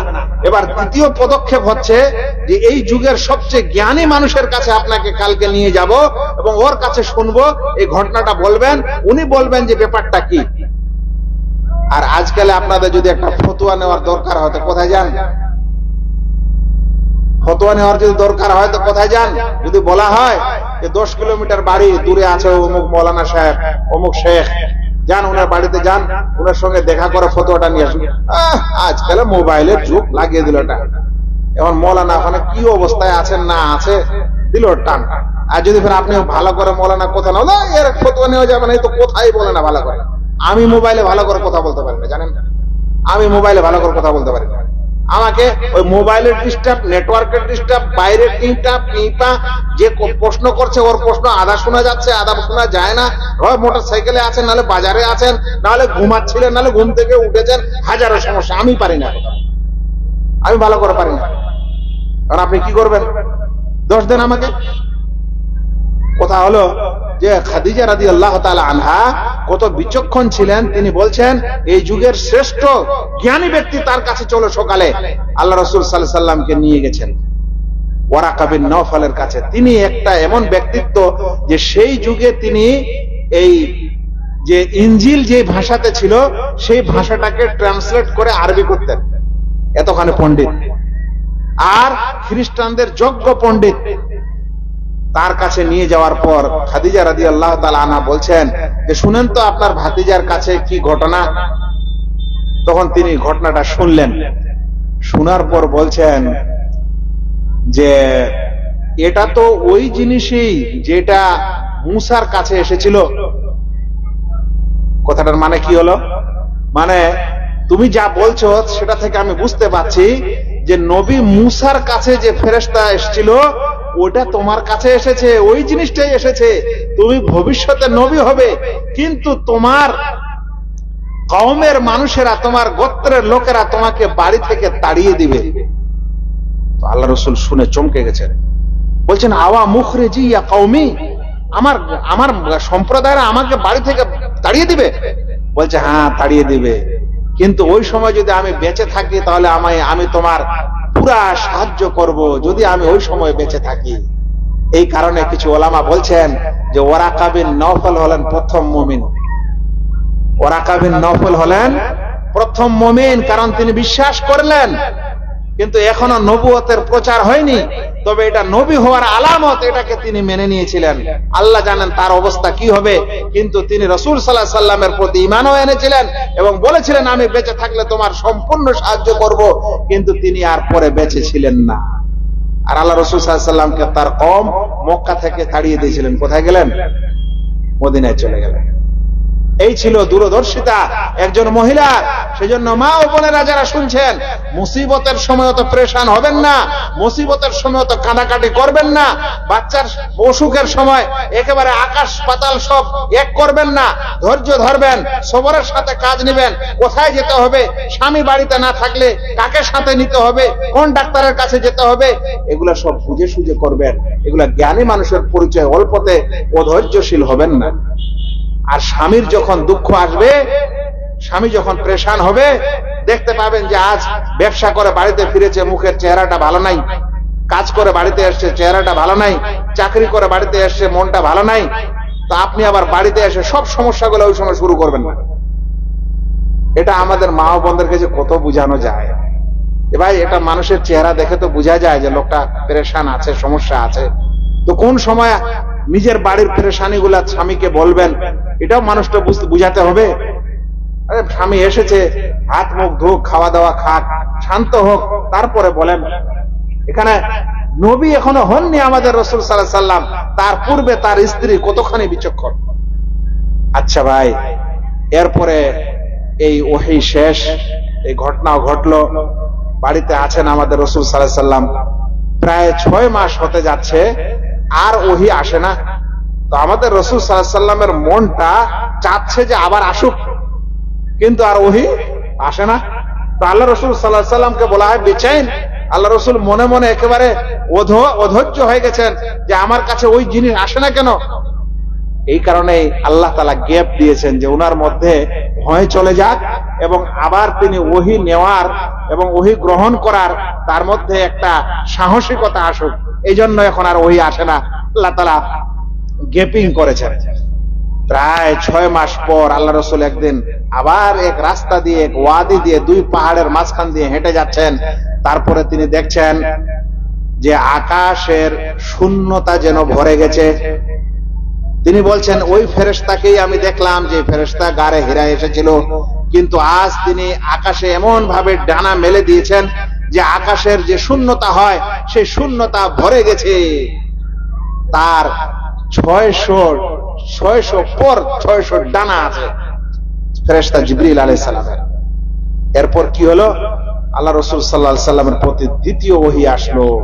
দ্বিতীয় ওহীতে বলা হলো ইয়া আইয়ুহাল মুজাম্মিল, হে কম্বল উড়নেওয়ালা, ওই যে কম্বল গায়ে দিয়ে আল্লাহ রাসূল ঘুমিয়েছিলেন ভয়ে, এখন দ্বিতীয়বার ওহী আসছে তো বলছেন ওই কম্বলওয়ালা উঠো, নিজের কাপড় চোপড়কে পাক পবিত্র করো, আর এই দুনিয়ার মানুষ যারা মূর্তি শক্তির পূজা করছে এদেরকে সতর্ক করো, আল্লাহ তাআলার পক্ষ থেকে দাওয়াত ও তাবলীগের হুকুম হয়ে গেল। হ্যাঁ ভাই, ইতিপূর্বে দাওয়াতের কথা আসেনি, এবার নিজের কওমকে বুঝাতে হবে। রাসূল করিম সাল্লাল্লাহু আলাইহি সাল্লাম কিভাবে সবকে বুঝাবেন, আগ্রহের সাথে এখানে যাচ্ছেন ওখানে যাচ্ছেন, কথা শুনছে না। একদিন আল্লাহ রাসূল একটা পাহাড়ের উপর উঠে গেলেন, পাহাড়টার নাম ছিল সাফা পাহাড়। আরবের একটা আদত ছিল যে পাহাড়ে উঠে যদি কাউকে ডাক দেয় তাহলে সব মানুষ জমা হবে, কারণ তারা মনে করতো এটা বিপদের একটা সময় আছে কিছু। আজকালও আদিবাসীদের অনেক নিয়ম আছে, দেখবেন যদি ওরা আমের পাতা ঘুরিয়ে দেয় তাহলে কি হয়ে যায়, সবাই এক জায়গায় জমা হয়। তো আরবের আচারে ছিল যে পাহাড়ের উপর উঠে যদি কেউ চিৎকার দেয় তাহলে কিন্তু সব মানুষ হাজির হবে। আল্লাহ রসুল সাফা পাহাড়ে উঠেছেন, উঠার পর ডাক দিয়েছেন, সবাই হাজির। নিজের চাচা আবু লাহাবও চলে এসছে, বাকিরাও এসেছে, ছোট বড় সবাই। আল্লাহ রসুল বলছেন, আচ্ছা আমি আপনাদেরকে যদি একটা কথা বলি তাহলে আপনারা কি বিশ্বাস করবেন? তো সবাই বলছেন, না, তুমি তো কোনোদিন মিথ্যা কথা বলো না, তুমি তো আমাদের কাছে সত্যবাদী মানুষ, হ্যাঁ আমরা বিশ্বাস করব। বলছেন যে আমি যদি বলি যে এই পাহাড়ের পিছনে কিছু লস্কর আছে যারা আপনাদের উপর আক্রমণ করতে চাচ্ছে, তো আপনারা কি আমাকে বিশ্বাস করবেন? বলছে, হ্যাঁ বিশ্বাস করবো, আপনি সত্যবাদী। বলছে, যদি আপনারা আমাকে বিশ্বাস করেন তাহলে আপনারা যা কিছুর ইবাদত বন্দেগী করছেন এগুলা ছাড়তে হবে, যদি না ছাড়েন তাহলে জাহান্নামের আগুন পিছন থেকে আপনাদের এইভাবেই ধাওয়া করবে, এইভাবেই ধাওয়া করছে, আপনারা জাহান্নামে যাবেন, আপনারা এগুলা ছাড়েন।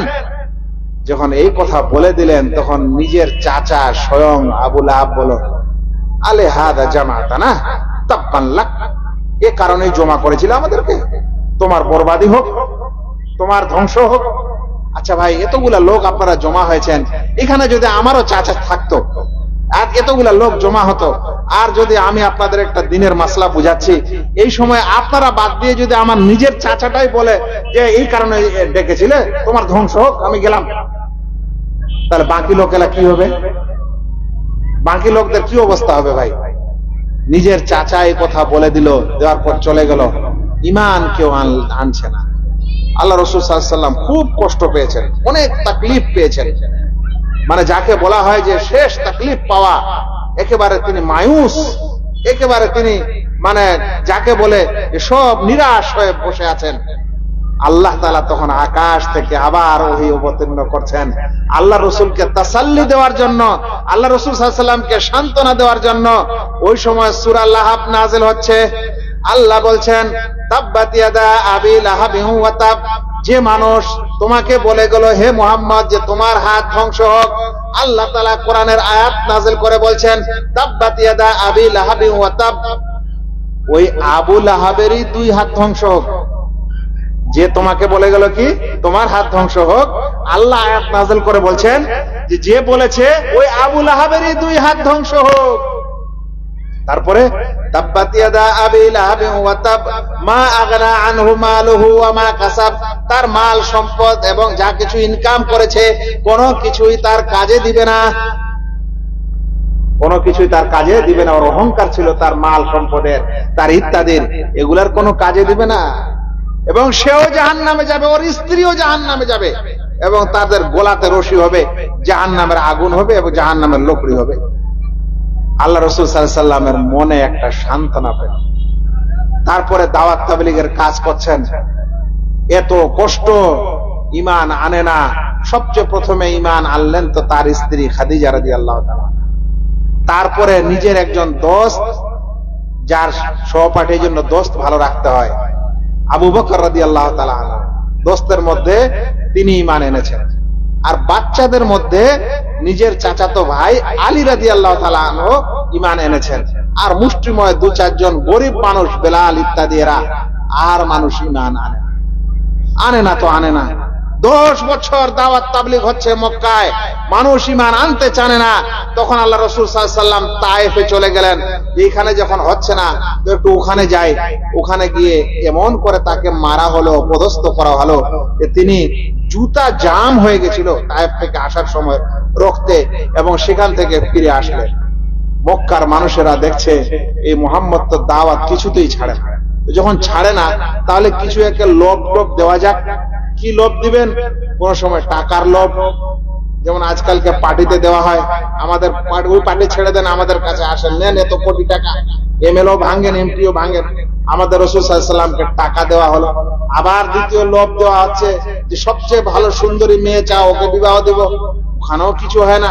আবার বলছে এই দিব সেই দিব, যখন দেখলো কিছুই হচ্ছে না তখন বলছে একে বয়কট করো। একে কি করো? একে বয়কট করো। মক্কার নিজের পাড়া প্রতিবেশীর মানুষেরা, আত্মীয় স্বজনেরা আল্লাহ রাসূল সাল্লাল্লাহু আলাইহি ওয়াসাল্লামকে নিজের বাড়ি থেকে বের করে 3 বছর শিআবে আবি তালেবের নামে এক স্থানে তাকে বয়কট করে দিল। এই সময় কথা বলা হয়েছে এই মুসলিম ভাইয়েরা যারা বয়কট ছিল তারা চামড়া পর্যন্ত খেয়েছে, চামড়া, খাওয়ার কিছু পায়নি, পাতা খেয়েছে, গাছের পাতা আর চামড়া। ওই সকল মুসলমানের মাধ্যমে ইসলাম পেয়েছেন ভাইয়েরা, ওই নবীর মাধ্যমে ইসলাম পেয়েছেন। দরদ নাই, তার কোনো অধিকার হক আমাদের উপর নাই। এরপর এই ঘটনা যখন ঘটে গেল, দেখছে তাও হয় না, এরপরও কিছু হয় না, তাও দাওয়াত চলছে। তখন মক্কার লোকেরা বলল, তাহলে এখন একে হত্যাই করতে হবে, একে দুনিয়া থেকে বিদায় করতে হবে, না হলে আর হবে না। যেদিন বিদায় করার মানে রাসূল সাল্লাল্লাহু আলাইহি ওয়াসাল্লামকে হত্যা করার, মার্ডার করার সম্পূর্ণ পরিকল্পনা হয়ে গেল, আল্লাহ তাআলা আমাদের নবীকে বলে দিলেন যে আজ তুমি হিজরত করো, তোমার দেশ ছাড়ো। আল্লাহ রাসূল সাল্লাল্লাহু আলাইহি ওয়াসাল্লাম নিজের বিছানায় তার ওই চাচাতো ভাই আলী রাদিয়াল্লাহু তাআলা আনহুকে শুইয়ে দিলেন। দেওয়ার পর রাতের অন্ধকারেই তিনি বেরিয়ে গেলেন। কিন্তু যখন হিজরত করতে বের হলেন, তখন হিজরতের এই রাস্তা মক্কা থেকে মদিনা যে যেতে হবে, এই রাস্তা তিনি চিনেন না। সেজন্য একজন ব্যক্তিকে তিনি রাস্তা চেনার জন্য নিলেন সাহায্যকারী হিসাবে। ওটা কিন্তু একজন অমুসলিম ছিল। কি ছিল? ও মুসলিম একজন মক্কার মানুষ, তাকে সাথে নিলেন। আবু বকর ছিলেন সাথে, আর ওই ব্যক্তিকে নিলেন যে আমাকে রাস্তা চিনিয়ে দাও, কোথায় কোথায় দিয়ে মক্কা যেতে হবে। এবার মক্কায় বের হলেন, আবার পিছন থেকে এরা ধাওয়া করলো যে মুহাম্মদ তো নাই, তো আলী শুয়ে আছে, আলী শুয়ে আছে, তাহলে মক্কা মুহাম্মদ পালিয়েছে, তাহলে নি ধরো। উট 100 উটের ইনাম পুরস্কার রেখে দিল। চারিদিকে দৌড়াদৌড়ি, গাড়ে শহরে রাসূল করিম সাল্লাল্লাহু আলাইহি ওয়াসাল্লাম স্থান নিয়েছেন। সবকিছু দেখে ঘোরাঘুরির পর পালিয়ে আসলো। আল্লাহ রাসূল সাল্লাল্লাহু আলাইহি ওয়াসাল্লাম হিজরত করে মদিনায় চলে গেলেন। এই হিজরতের ঘটনাটাই একটা বক্তৃতার দরকার, কিন্তু ওটাকে আমি বলতে পারবো, কারণ আমাকে গোটা জীবনটাই যেতে হবে। এজন্য আমি প্রায় চলে এসেছি 50 বছর বয়সে। এই শুরু থেকে 50-এ চলে এসেছি। অনেকগুলো জিনিস মানে মাঝখানে হজব করে দিয়ে, মাঝখানে কেটে দিয়ে। এবার রাসূল করিম সাল্লাল্লাহু আলাইহি ওয়াসাল্লাম মদিনায় পৌঁছে গেলেন। ভাইরা, যখন মদিনায় পৌঁছে গেলেন, আল্লাহ রাসূল সাল্লাল্লাহু আলাইহি ওয়াসাল্লাম ওই বছরটাকে, ওই বছর থেকে হিজরি সন ধরা হয়। আমরা যে বলি এখন 1446 হিজরি, তো ওটা ছিল হিজরতের প্রথম বছর। ওই বছর থেকে হিজরতের গণনা শুরু হয়। ভাইরা, আপনারা যদি এখন প্রত্যেকটা হিজরতের বছরের ঘটনা শুনতে চান, তাহলে অসংখ্য ঘটনা প্রত্যেক হিজরতের বছরে আছে। আমি শুধু একটা হিজরতের বছরের কিছু ঘটনা বলে দিই, বাকিগুলো আর আমি বলতে পারবো না। প্রথম হিজরতের বছরে তিনি যখন মক্কা থেকে মদিনায় আসলেন, তখন তিনি সবচেয়ে প্রথমে মদিনার প্রথম বাসিন্দা কুবা। কুবা হলো মদিনায় ঢোকার একটা বিশেষ পাড়া। এখনো মদিনা শহর নয়, শহরের কাছের একটা পাড়া। ওই কুবার কাছে আল্লাহ রাসূল সাল্লাল্লাহু আলাইহি ওয়াসাল্লাম ওখানে আসলেন। আসার পর ওখানে একটা মসজিদও নির্মাণ করলেন। তারপর সেখান থেকে তিনি এখন মদিনার ভিতরে প্রবেশ করলেন। মদিনার ভিতরে যখন প্রবেশ করলেন, কয়েকদিন পর যার বাড়িতে আশ্রয় নিলেন, তার নাম হলো আবু আইয়ুব আল আনসারী রাদিয়াল্লাহু তাআলা আনহু। এখানে স্থান নেওয়ার পর সবচেয়ে প্রথমে আল্লাহ রাসূল সাল্লাল্লাহু আলাইহি ওয়াসাল্লাম তিনি নিজের এই মসজিদে নববী তৈরি করলেন। যেই মসজিদ এখনো আছে, এই মসজিদে মানুষ একবার নামাজ পড়লে অন্যান্য স্থানে 1000 বার নামাজ পড়ার সওয়াব পায়। সেই মসজিদে নববী নির্মাণ করলেন। নির্মাণ করার ঘটনা অনেক। 2 জন ইতিম বাচ্চার জমি ছিল। আল্লাহ রাসূল সাল্লাল্লাহু আলাইহি ওয়াসাল্লাম তাদের কাছ থেকে জমিটা কিনলেন। তারা বলল, না, আমরা এমনি দিব। আল্লাহ রাসূল বলেছেন, না না, আমি পয়সা দিয়ে কিনবো, আমি এমনি নিব না। তিনি এই পয়সা দিয়ে জমি কিনলেন এবং নিজের জন্য কয়েকটা রুম তৈরি করলেন। এই মসজিদটা কিসের ছিল? মসজিদের পিলার গুলো ছিল খেজুরের টন, খেজুর গাছ হয় না, ওই খেজুরের গাছটাই পিলার। আর উপরটা ছিল ওই খেজুরের যে আপনাদের ডালগুলা হয়, সেই খেজুরের ডাল, খেজুরের পাতা আর কাঁচা মাটি দিয়ে এটা ছিল ছাদ। প্রায় 100 গজ বাই 100 গজ। এটা রাসূল সাল্লাল্লাহু আলাইহি ওয়াসাল্লামের মসজিদ তৈরি হলো। ভাইরা, এই বছরে আল্লাহ রাসূল সাল্লাল্লাহু আলাইহি সাল্লাম যায়েদ বিন হারেসাকে প্রেরণ করেছিলেন আর আবু রাফিকে প্রেরণ করেছিলেন। কারণ আল্লাহ রাসূল সাল্লাল্লাহু আলাইহি সাল্লাম নিজে চলে এসেছিলেন, কিন্তু নিজের মেয়ে, যার নাম ছিল, একজনের ছিল নিজের মেয়ে, তার মেয়ে এবং আল্লাহ রাসূল সাল্লাল্লাহু আলাইহি সাল্লামের স্ত্রী, এরা যারা হিজরত করার সময় রাসূল সাল্লাল্লাহু আলাইহি সাল্লামের সাথে আসেনি, তাদেরকে নিতে আবার মক্কায় পাঠিয়েছিলেন, যাও মক্কা থেকে তাদেরকে নিয়ে আসো। আবার রবিউল আখরা, রবিউল আখার মাসে, এই মাসে নামাজ 2 রাকাত বেশি করা হয়েছিল। এটা কি ঘটনা? এটা ঘটনা হলো শুরুর যুগে নামাজ মাত্র 2 রাকাত ছিল। তারপরে এই বছর প্রথম 2 রাকাত নয়, আলাই 2 রাকাত নামাজ সফরের জন্য রাখা হলো, আর যারা মুকিম থাকবে তাদের জন্য নামাজ 4 রাকাত করে দেওয়া হলো। যেমন জোহরের নামাজ, আসরের নামাজ, ইশার নামাজ, মাগরিবের নামাজ 3 রাকাত, আর ফজরের 2 রাকাতই থাকলো। বাকি 2 রাকাত নামাজ পড়ার সিস্টেম এটা সফরের সময় থাকলো, মুকিম অবস্থায় এই বেশি হয়ে গেল। এই বছরে আর যে ঘটনা ঘটলো সেটা হলো এই বছরে আজান শুরু হলো। ইতিপূর্বে ভাই আজান ছিল না। প্রথমে যখন নামাজ শুরু হলো তো সাহাবায়ে কেরামরা কিভাবে নামাজ পড়বেন এসে পরামর্শ করছেন যে আল্লাহ রাসূল কি করা যায়। তো কেউ পরামর্শ দিচ্ছে আল্লাহ রাসূল একটা আগুন জ্বালিয়ে দিব, তাহলে আগুনটা যখন উঠবে উপরে তো গ্রামের সব মানুষ জানতে পারবে এখন নামাজের সময় হয়েছে, তাহলে চলে আসবে। আরেকজন পরামর্শ দিচ্ছে যে আল্লাহ রাসূল একটা ঘন্টা বাজাবো, যেমন নাসারারা বাজায়, তাহলে সবাই শুনতে পাবে, নামাজ পড়তে চলে আসবে। আরেকজন বলছে আল্লাহ রাসূল একটা সিংহে ফুৎকার দেব, ওই যে আজকালকার অমুসলিমরা যে ওই যে পূজার সময় যে ফুঁদে না, এটা কি বাঁশির মতো জিনিসে, বলছে ওরকম জিনিস দিয়ে একটা আওয়াজ দিব। আর কেউ বলছে আল্লাহ রাসূল নামাজের আগে একটা মানুষকে গ্রামে পাঠিয়ে দিব, চিৎকার করে বলবে যে নামাজের সময় হয়েছে, নামাজের সময় হয়েছে। এরকম কথা হচ্ছে, আজান এখনো আসেনি। এই সময় উমর রাদিয়াল্লাহু তাআলা আনহু স্বপ্নে আজান দেখেছিলেন যে একজন ব্যক্তি আজান দিচ্ছে, আল্লাহু আকবার আল্লাহু আকবার করে সম্পূর্ণ আজান। এই আজানটা যখন শুনলেন উমর রাদিয়াল্লাহু তাআলা আনহু, আরো কয়েকজন সাহাবী একই স্বপ্ন দেখেছে।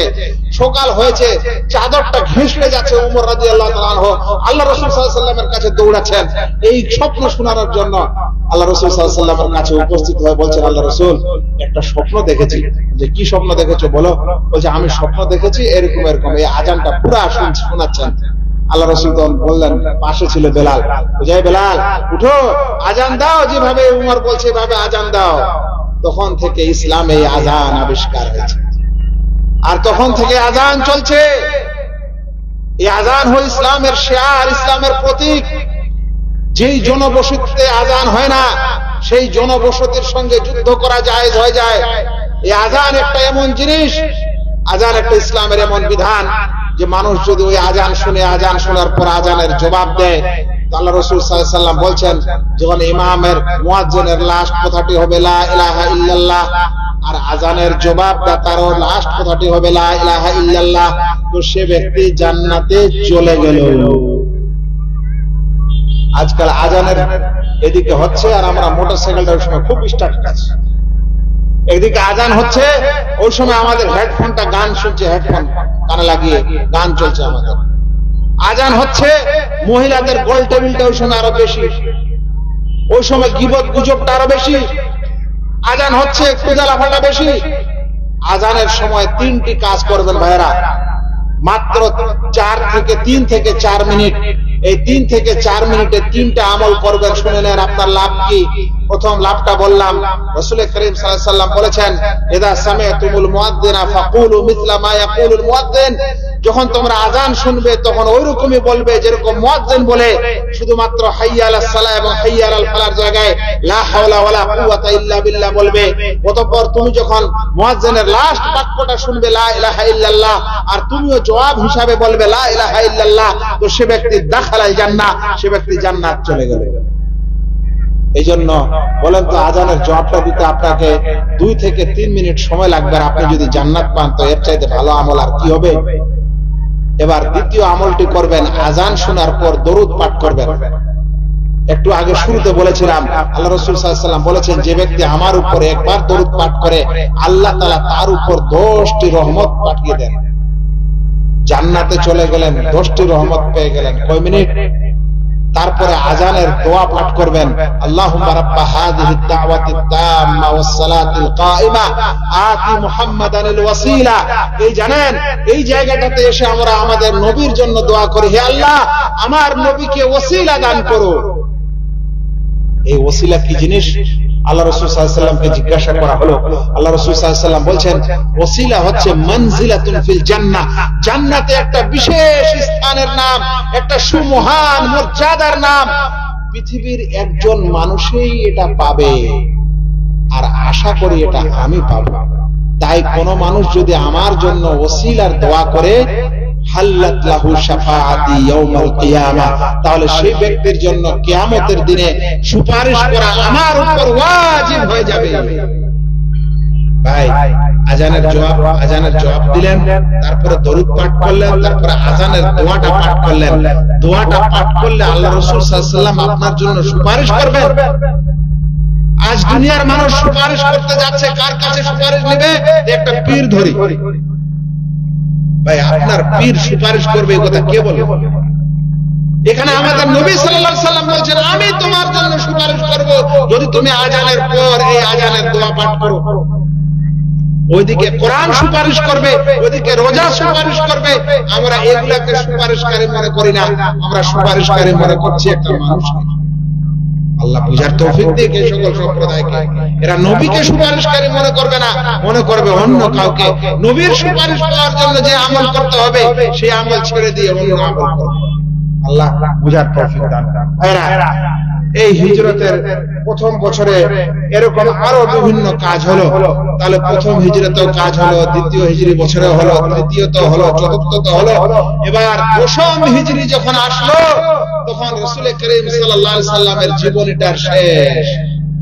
ওই দশম হিজরির কিছু কথাই আমি আপনাদের কাছে বলে আমার আলোচনা শেষ করে দিব, কারণ মাঝখানের গুলো আর বলার সুযোগ নেই।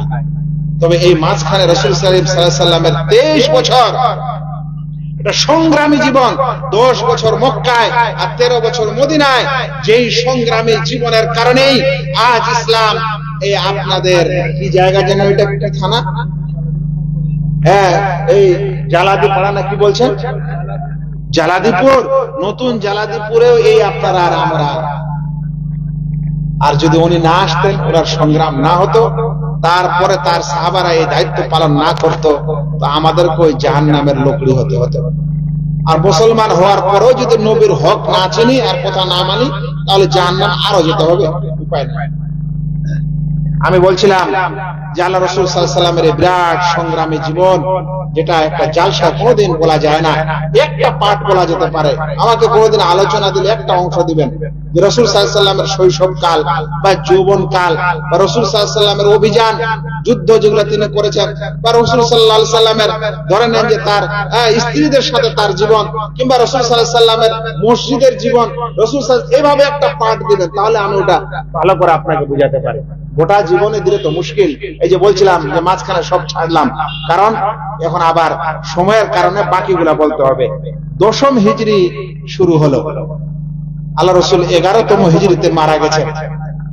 এখন দশম হিজরিতে রাসূল সাল্লাল্লাহু আলাইহি ওয়াসাল্লামের সাথে কি ঘটেছিল? 1 নম্বর শুনেন, এই দশম হিজরিতে একটি সূরা অবতীর্ণ হলো, যে সূরাটা হয়তো আপনারা সকলে জানেন। আল্লাহ রাসূল সাল্লাল্লাহু আলাইহি ওয়াসাল্লামের উপর অবতীর্ণ হয়েছিল, ইদা জাআ নাসরুল্লাহি ওয়াল ফাত ওয়া রাআইতান নাসা ইয়াদখুলুনা ফি দীনিল্লাহি আফওয়াজা।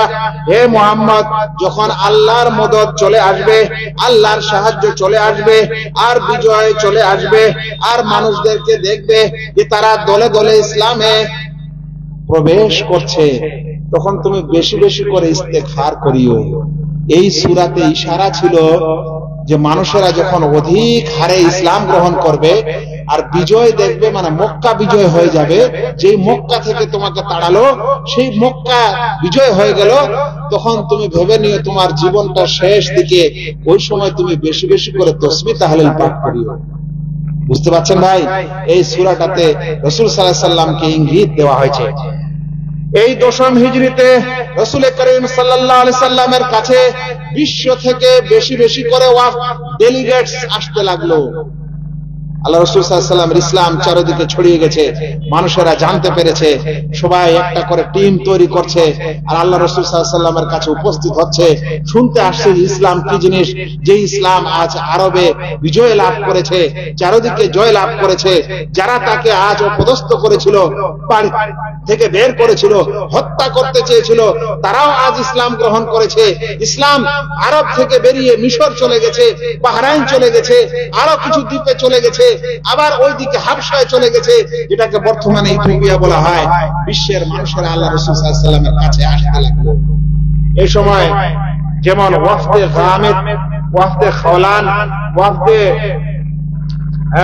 আরো কিছু আল হারিস, এই সকল কিছু আল্লাহ রাসূল সাল্লাল্লাহু আলাইহি ওয়াসাল্লামের কাছে আসলো। অতঃপর আপনারা জানেন যে একটা মানে ইসলামিক বছর শুরু হয় মুহররম মাস থেকে। তো মুহররম মাসে 10ম হিজরি শুরু হয়েছে। অতঃপর যখন রমজান মাস আসলো, তখন আল্লাহ রাসূল সাল্লাল্লাহু আলাইহি ওয়াসাল্লাম ওই বছর 20 দিন ইতিকাফ করলেন। ইতিপূর্বে তিনি ইতিকাফ করতেন 10 দিন, আর এই 10ম হিজরিতে মৃত্যুর আগের বছর তিনি 20 দিন ইতিকাফ করলেন। আর ওই বছর আল্লাহ রাসূল সাল্লাল্লাহু আলাইহি ওয়াসাল্লামের কাছে জিবরিল ফেরেশতা 2 বার কোরআন শুনলেন। ইতিপূর্বে প্রত্যেক রমজান মাসে একবার শুনতেন ও শোনাতেন আল্লাহ রাসূল সাল্লাল্লাহু আলাইহি ওয়াসাল্লামের কাছে, কিন্তু মৃত্যুর বছর 2 বার কোরআন শরীফ শোনা হলো। আর কি ঘটলো? রাসূল সাল্লাল্লাহু আলাইহি ওয়াসাল্লাম ইতিকাফ করলেন কতদিন? 20 দিন। ইতিপূর্বে করতেন কতদিন? 10 দিন। তারপর এই বছরে আরো একটি ঘটনা ঘটলো যে আল্লাহ রাসূল সাল্লাল্লাহু আলাইহি ওয়াসাল্লাম এই বছর বিদায়ী হজ করলেন। হজ এর আগের বছরে কিন্তু ফরজ হয়ে গেছে, কিন্তু আল্লাহ রাসূল সাল্লাল্লাহু আলাইহি ওয়াসাল্লাম যেতে পারেননি। এবার এই 10ম হিজরিতে আল্লাহ রাসূল সাল্লাল্লাহু আলাইহি ওয়াসাল্লাম বিদায়ী হজ করলেন এবং এই বছরে মক্কা বিজয় হলো। আর যখন তিনি বিদায়ী হজ করছিলেন, হজের সময় তিনি সাহাবাদেরকে বলছিলেন, খুযু আন্নী মানাসিকাকুম, খুযু আন্নী মানাসিকাকুম, এই হজের বিধানগুলি আমার থেকে জেনে নাও, শিখে নাও। আমি যেভাবে করছি সেভাবে তোমরা করতে থাকো, এই হজের বিধানগুলো তোমরা এইভাবে পালন করো। আল্লাহ রাসূল সাল্লাল্লাহু আলাইহি ওয়াসাল্লাম তাকে শিক্ষা দিচ্ছেন। এভাবে আরাফার ময়দানে আল্লাহ রাসূল সাল্লাল্লাহু আলাইহি ওয়াসাল্লাম জুমার দিনে উপস্থিত হয়েছেন। আল্লাহর পক্ষ থেকে কোরআনের একটি আয়াত অবতীর্ণ হচ্ছে, আল ইয়াউমা আকমালতু লাকুম দীনাকুম ওয়া আতমামতু আলাইকুম নি'মাতি ওয়া রাদিতু লাকুমুল ইসলাম দীনা। আজকের দিনে আমি তোমার এই দিনকে পূর্ণতা দান করলাম এবং আমার নিয়ামতকে তোমার উপর পরিপূর্ণ করে দিলাম এবং ইসলামকে এক দিন হিসাবে মেনে নিয়ে আমি রাজি হলাম। বলেন তো, এই আয়াতে কি ইশারা ইঙ্গিত নাই যে ইসলাম এখন কমপ্লিট, ইসলাম এখন শেষ, ইসলাম পূর্ণতা লাভ করেছে? মাশাআল্লাহ। এই আয়াত অবতীর্ণ হলো, রাসূল করিম সাল্লাল্লাহু আলাইহি ওয়াসাল্লাম বুঝতে পারছিলেন যে হয়তো জীবনের শেষ দিক শুরু হয়ে গেছে। এই বছরেই আর একটি ঘটনা ঘটলো। আল্লাহ রাসূল সাল্লাল্লাহু আলাইহি ওয়াসাল্লামের একজন সন্তান, যার নাম ছিল ইব্রাহিম। আল্লাহ রাসূল সাল্লাল্লাহু আলাইহি ওয়াসাল্লামের কোনো ছেলে সন্তান যুবক হওয়া পর্যন্ত বেঁচে ছিলেন না, কিন্তু তার ছেলে সন্তান হয়েছে। তার মধ্যে একটি সন্তানের নাম হচ্ছে ইব্রাহিম আলাইহিস সালাম। এই ইব্রাহিম এই বছর মারা গেল। আল্লাহ রাসূল সাল্লাল্লাহু আলাইহি ওয়াসাল্লামের সন্তান পুত্র ইব্রাহিম সেই 10ম হিজরিতে মারা যাচ্ছে। আর এটাই সেই বছর ছিল যে বছরে সূর্যের গ্রহণ লাগলো যেদিন ইব্রাহিম মারা গেল। যেদিন ইব্রাহিম মারা গেল সেদিন সূর্যে গ্রহণ লাগলো। তখন মক্কার মানুষেরা বলতে লাগলো যে আল্লাহ রাসূলের ছেলে মারা গেছে বলে এই সূর্যে গ্রহণ লেগেছে। তখন আল্লাহ রাসূল সাল্লাল্লাহু আলাইহি ওয়াসাল্লাম সূর্য গ্রহণের নামাজ আদায় করলেন। আদায় করার পর খুতবা দিলেন। এই খুতবার দেওয়ার সময় তিনি স্পষ্টভাবে বললেন যে হে মানুষেরা, তোমরা জেনে রাখো যে এই সূর্য এবং চন্দ্র এটা হচ্ছে আল্লাহ তাআলার নিদর্শন। কোন মানুষের মৃত্যুতে কিংবা কোন মানুষের জন্ম হওয়াতে এই সূর্য গ্রহণ লাগে না, এটা আল্লাহ তাআলার নিদর্শন। এর মাধ্যমে আল্লাহ তাআলা তোমাদেরকে সতর্ক করতে চায়। মক্কার মানুষের আকীদা খারাপ, সেজন্য তারা ভাবছিল যে মুহাম্মাদের পুত্র ইব্রাহিম মারা গেছে বলে সূর্যে গ্রহণ লেগেছে। আল্লাহ রাসূল সাল্লাল্লাহু আলাইহি ওয়াসাল্লাম স্পষ্ট করে দিলেন যে না, সূর্যের গ্রহণ এই কারণে লাগেনি। এরপর 10ম হিজরি শেষ, 11তম হিজরি শুরু হলো। 11তম হিজরি মুহররম মাসে শুরু হয়, তারপরে দ্বিতীয় মাস হচ্ছে মুহররমের পর সফর মাস। এই সফর মাসে আল্লাহ রাসূল সাল্লাল্লাহু আলাইহি ওয়াসাল্লাম একদিন রাত্রিবেলা বাকিউল গারকাত, যেটা মদিনার কবরস্থান, সেখানে বের হলেন। হওয়ার পর রাত্রিবেলা দোয়া করে সেখান থেকে ফিরলেন। এরপর সফর মাসের শেষে একদিন আল্লাহ রাসূল সাল্লাল্লাহু আলাইহি সাল্লাম এক জানাজায় শরীক হলেন। জানাজা থেকে বাড়িতে আসার সময় তিনি অসুস্থ হয়ে গেলেন। তখন থেকে তার হালকা হালকা জ্বর শুরু হয়েছে। এবার সফর মাস যেমন যেমন বেশি অক্টোবর রবিউল আউয়াল মাস শুরু হয়ে গেল। এই রবিউল আল্লাহ রাসূল সাল্লাল্লাহু আলাইহি সাল্লাম 13 দিন অসুস্থ অবস্থায় ছিলেন মৃত্যুর আগে। এই 13 দিনের মধ্যে রবিউল আউয়াল মাস শুরু হলো, আর আল্লাহ রাসূল সাল্লাল্লাহু আলাইহি সাল্লামের রোগ ব্যাধি বেড়ে গেল। তখন আল্লাহ রাসূল সাল্লাল্লাহু আলাইহি সাল্লাম মাইমুনা রাদিয়াল্লাহু তাআলা আনহার ঘরে ছিলেন। সময় 5 মিনিট লাগবে, এটা অবশ্যই 5 মিনিট আগে বলবেন। রাসূল সাল্লাল্লাহু আলাইহি সাল্লামের শেষ কথা চলছে, 5-7 মিনিট পরে শেষ হবে ইনশাআল্লাহ। এবার শুনেন, আল্লাহ রাসূল সাল্লাল্লাহু আলাইহি সাল্লাম মাইমুনার ঘরে ছিলেন। তখন আল্লাহ রাসূলের সব স্ত্রীরা বললেন যে আল্লাহ রাসূল আয়েশার ঘরে থাকার ইচ্ছা ব্যক্ত করছেন, তাই আয়েশার ঘরে আল্লাহ রাসূলকে পাঠিয়ে দেওয়া হলো। তিনি সেখানে তার শেষ স্থান বা শেষ জীবনের শেষ দিনগুলি সেখানে থাকলেন। এবার রবিউল আউয়াল মাসের মৃত্যুর 5 দিন পূর্বে কি ঘটলো? 5 দিন পূর্বে রাসূল করিম সাল্লাল্লাহু আলাইহি সাল্লাম একটি খুতবা দিলেন। সেই খুতবায় আনসারদের, মুহাজিরদের সবকে উপদেশ দেওয়ার পর একটি বড় উপদেশ দিয়েছিলেন। আল্লাহ রাসূল বলেছিলেন যে ওই সম্প্রদায়ের উপর অভিশাপ হোক, ইহুদি এবং খ্রিস্টানদের উপর অভিশাপ হোক, এরা নবীদের কবরকে মসজিদ বানায়। আল্লাহ রাসূল বুঝতে পেরেছিলেন আমি মারা যাব, হতে পারে মানুষেরা আমার কবরকে মসজিদ বানাবে। এইজন্য রাসূল করিম সাল্লাল্লাহু আলাইহি সাল্লাম বলছেন আনাল্লাহুল ইয়াহুদা ওয়ান নাসারা, আল্লাহ ইহুদি এবং খ্রিস্টানদের উপর অভিশাপ, কারণ এরা তাদের নবীদের কবরকে মসজিদে বানিয়েছে। আমার কবরকে এরকম তোমরা মসজিদে বানিয়ে রূপান্তরিত করো না। রবিউল আউয়াল মাস প্রায় শেষ হতে গেল, এখন আর কয়েকদিন বাকি আছে। এরকম সময় আল্লাহ রাসূল সাল্লাল্লাহু আলাইহি সাল্লাম নিজের রুম থেকে মসজিদে যেতে পারছেন না, অসুখ এত বেশি। আল্লাহ রাসূল বললেন আবু বকরকে নামাজ পড়াতে বলো। আবু বকর রাদিয়াল্লাহু তাআলা আনহু নিজের রাসূল সাল্লাল্লাহু আলাইহি সাল্লামের জীবদ্দশাতেই তিনি কয়েকদিন ইমামতি করলেন এবং লোকদেরকে নামাজ পড়ালেন। তারপরে এই দিনে, এই সপ্তাহে একদিন আল্লাহ রাসূল সাল্লাল্লাহু আলাইহি সাল্লাম একটু শরীরটা সতেজ মনে করলেন। তখন দুইজন সাহাবী, একজন হচ্ছেন আব্বাস আর দ্বিতীয়জন হচ্ছেন আলী রাদিয়াল্লাহু তাআলা আনহু, ওই দুজনকে ডাকলেন। তাদের দুই কাঁধে হাত রেখে মসজিদে উপস্থিত হয়েছেন। আবু বকর নামাজ পড়াচ্ছে। আল্লাহ রাসূলকে আসতে দেখে আবু বকর পিছে হটতে চাচ্ছিলেন। আল্লাহ রাসূল বললেন না, নিজের স্থানে থাকো। আল্লাহ রাসূল সাল্লাল্লাহু আলাইহি সাল্লাম আবু বকরের পাশে বসে গেলেন। বসে বসে তিনি নামাজ পড়াতে লাগলেন। আবু বকর দাঁড়িয়ে আছেন, পিছনের সাহাবীরা আবু বকরকে দেখে ইক্তেদা করছে, আর আবু বকর রাদিয়াল্লাহু তাআলা আনহু আল্লাহ রাসূল সাল্লাল্লাহু আলাইহি সাল্লামকে দেখে ইক্তেদা করে নামাজ আদায় করলেন। ভাইরা, এরপর আল্লাহ রাসূল সাল্লাল্লাহু আলাইহি সাল্লামের শেষ দিন ইয়াউমুল ইসনাইন অর্থাৎ সোমবার তিনি মারা গেছিলেন। সোমবার তিনি জন্ম হয়েছিলেন। এই সোমবার উপস্থিত হলো। বুখারীর হাদিসে আয়েশা রাদিয়াল্লাহু তাআলা আনহা থেকে বর্ণনা হয়েছে যে আল্লাহ রাসূল সাল্লাল্লাহু আলাইহি সাল্লামের শেলো অর্থাৎ আয়েশার ভাই আব্দুর রহমান, তিনি ওই দিনে আল্লাহ রাসূল সাল্লাল্লাহু আলাইহি সাল্লামের বাড়িতে আসলেন। দেখছেন যে আল্লাহ রাসূল সাল্লাল্লাহু আলাইহি সাল্লাম যে আয়েশা রাদিয়াল্লাহু তাআলা আনহা তার এই কোলে, তার উরুতে মাথা রেখে, আল্লাহ রাসূলের মাথা রেখে আয়েশা রাদিয়াল্লাহু তাআলা আনহা ধরে আছেন আল্লাহ রাসূলকে। আর যখন এই আব্দুর রহমানকে আসতে দেখলো, তখন আব্দুর রহমান দাঁতন করছিল, মিসওয়াক করছিল।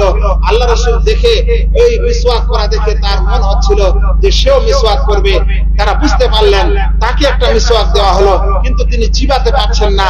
তখন আয়েশা রাদিয়াল্লাহু তাআলা আনহা চিবিয়ে দিলেন, তারপরে মিসওয়াক করলেন সুন্দর করে।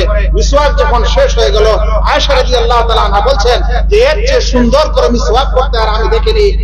এরপর মিসওয়াক শেষ হয়ে গেল, দাঁতন করা শেষ হয়ে গেল। এরপর আল্লাহ রাসূল সাল্লাল্লাহু আলাইহি সাল্লাম তার হাতকে, তার আঙ্গুলকে আকাশ আরশের দিকে তুলে বললেন ফির রফিকিল আলা। অর্থাৎ এই সময় ফেরেশতা আমাদের নবী সাল্লাল্লাহু আলাইহি সাল্লামকে এই কথা বলতে এসেছিলেন যে আপনি যদি জীবনের এই দুনিয়ার জীবনে বাঁচতে চান তো আপনার নবীকে এটা ইখতিয়ার দেওয়া আছে যে তারা এই দুনিয়ার জীবনে বেঁচে থাকতে পারে। কিন্তু আল্লাহ রাসূল ইশারা করেছে, বলছেন যে না, আমি দুনিয়ার জীবন চাই না, আমি রফিকে আলা, এই সুমহান উপরে যিনি আমার রব আছেন আমি তারই সঙ্গী হতে চাই। এইবার তিনি 3 বার এই কথাটি বলার পর তার নিঃশ্বাস সেখানেই শেষ হয়ে যায়। আল্লাহ রাসূল সাল্লাল্লাহু আলাইহি সাল্লাম এই পৃথিবী থেকে বিদায় নেন। এটা ছিল রাসূল করিম সাল্লাল্লাহু আলাইহি সাল্লামের শেষ আমল এবং শেষ কথা।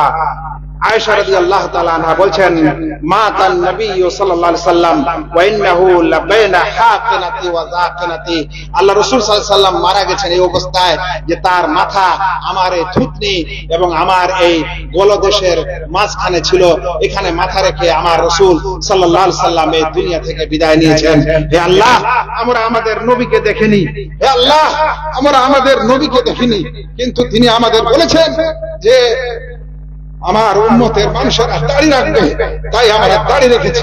দুনিয়ার মানুষ পদস্থ করে কিন্তু আমরা সহ্য করি। আমাদের নবীকে আমরা দেখিনি, তিনি বলেছেন গিটের উপর কাপড় পরো, তাই আমরা গিটের উপর কাপড় পরে। হে আল্লাহ, আমরা আমাদের এই নবীর সম্মানে এবং নবীর ভালোবাসায় এই কাজ করি।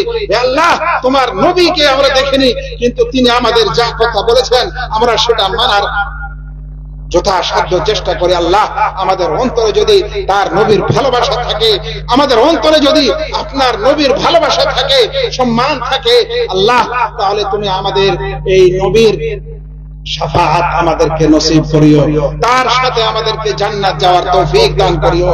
ওই সম্প্রদায়ের মধ্যে করিও যে সম্প্রদায়কে রাসূল করিম সাল্লাল্লাহু আলাইহি সাল্লাম সর্বপ্রথমে নিয়ে এই জান্নাতের দরজা খুলে জান্নাতে প্রবেশ করবেন। হে আল্লাহ, আমাদেরকে সত্যিকারে তোমার নবীর উম্মত হয়ে বাঁচার তৌফিক দান করো। নবীর নাম বুকে লিখলে নবীর মহব্বত হয় না, নবীর নাম কোন ঝান্ডা লিখে তার গাড়িতে বাড়িতে লটকে দিলে নবীর প্যার ও মহব্বত হয় না। যে মানুষ নবীকে ভালোবাসতে চায় সেজন্য অন্তর দিয়ে ভালোবাসে, তার যতগুলো কথা আদেশ ও নিষেধ আছে সেগুলো যেন পালন করে, তাহলে নবী সাল্লাল্লাহু আলাইহি সাল্লামকে ভালোবাসা হয়। আমি আজ আমার বক্তব্য এখানে শেষ করলাম। আসসালামু আলাইকুম ওয়া রাহমাতুল্লাহি ওয়া বারাকাতুহু।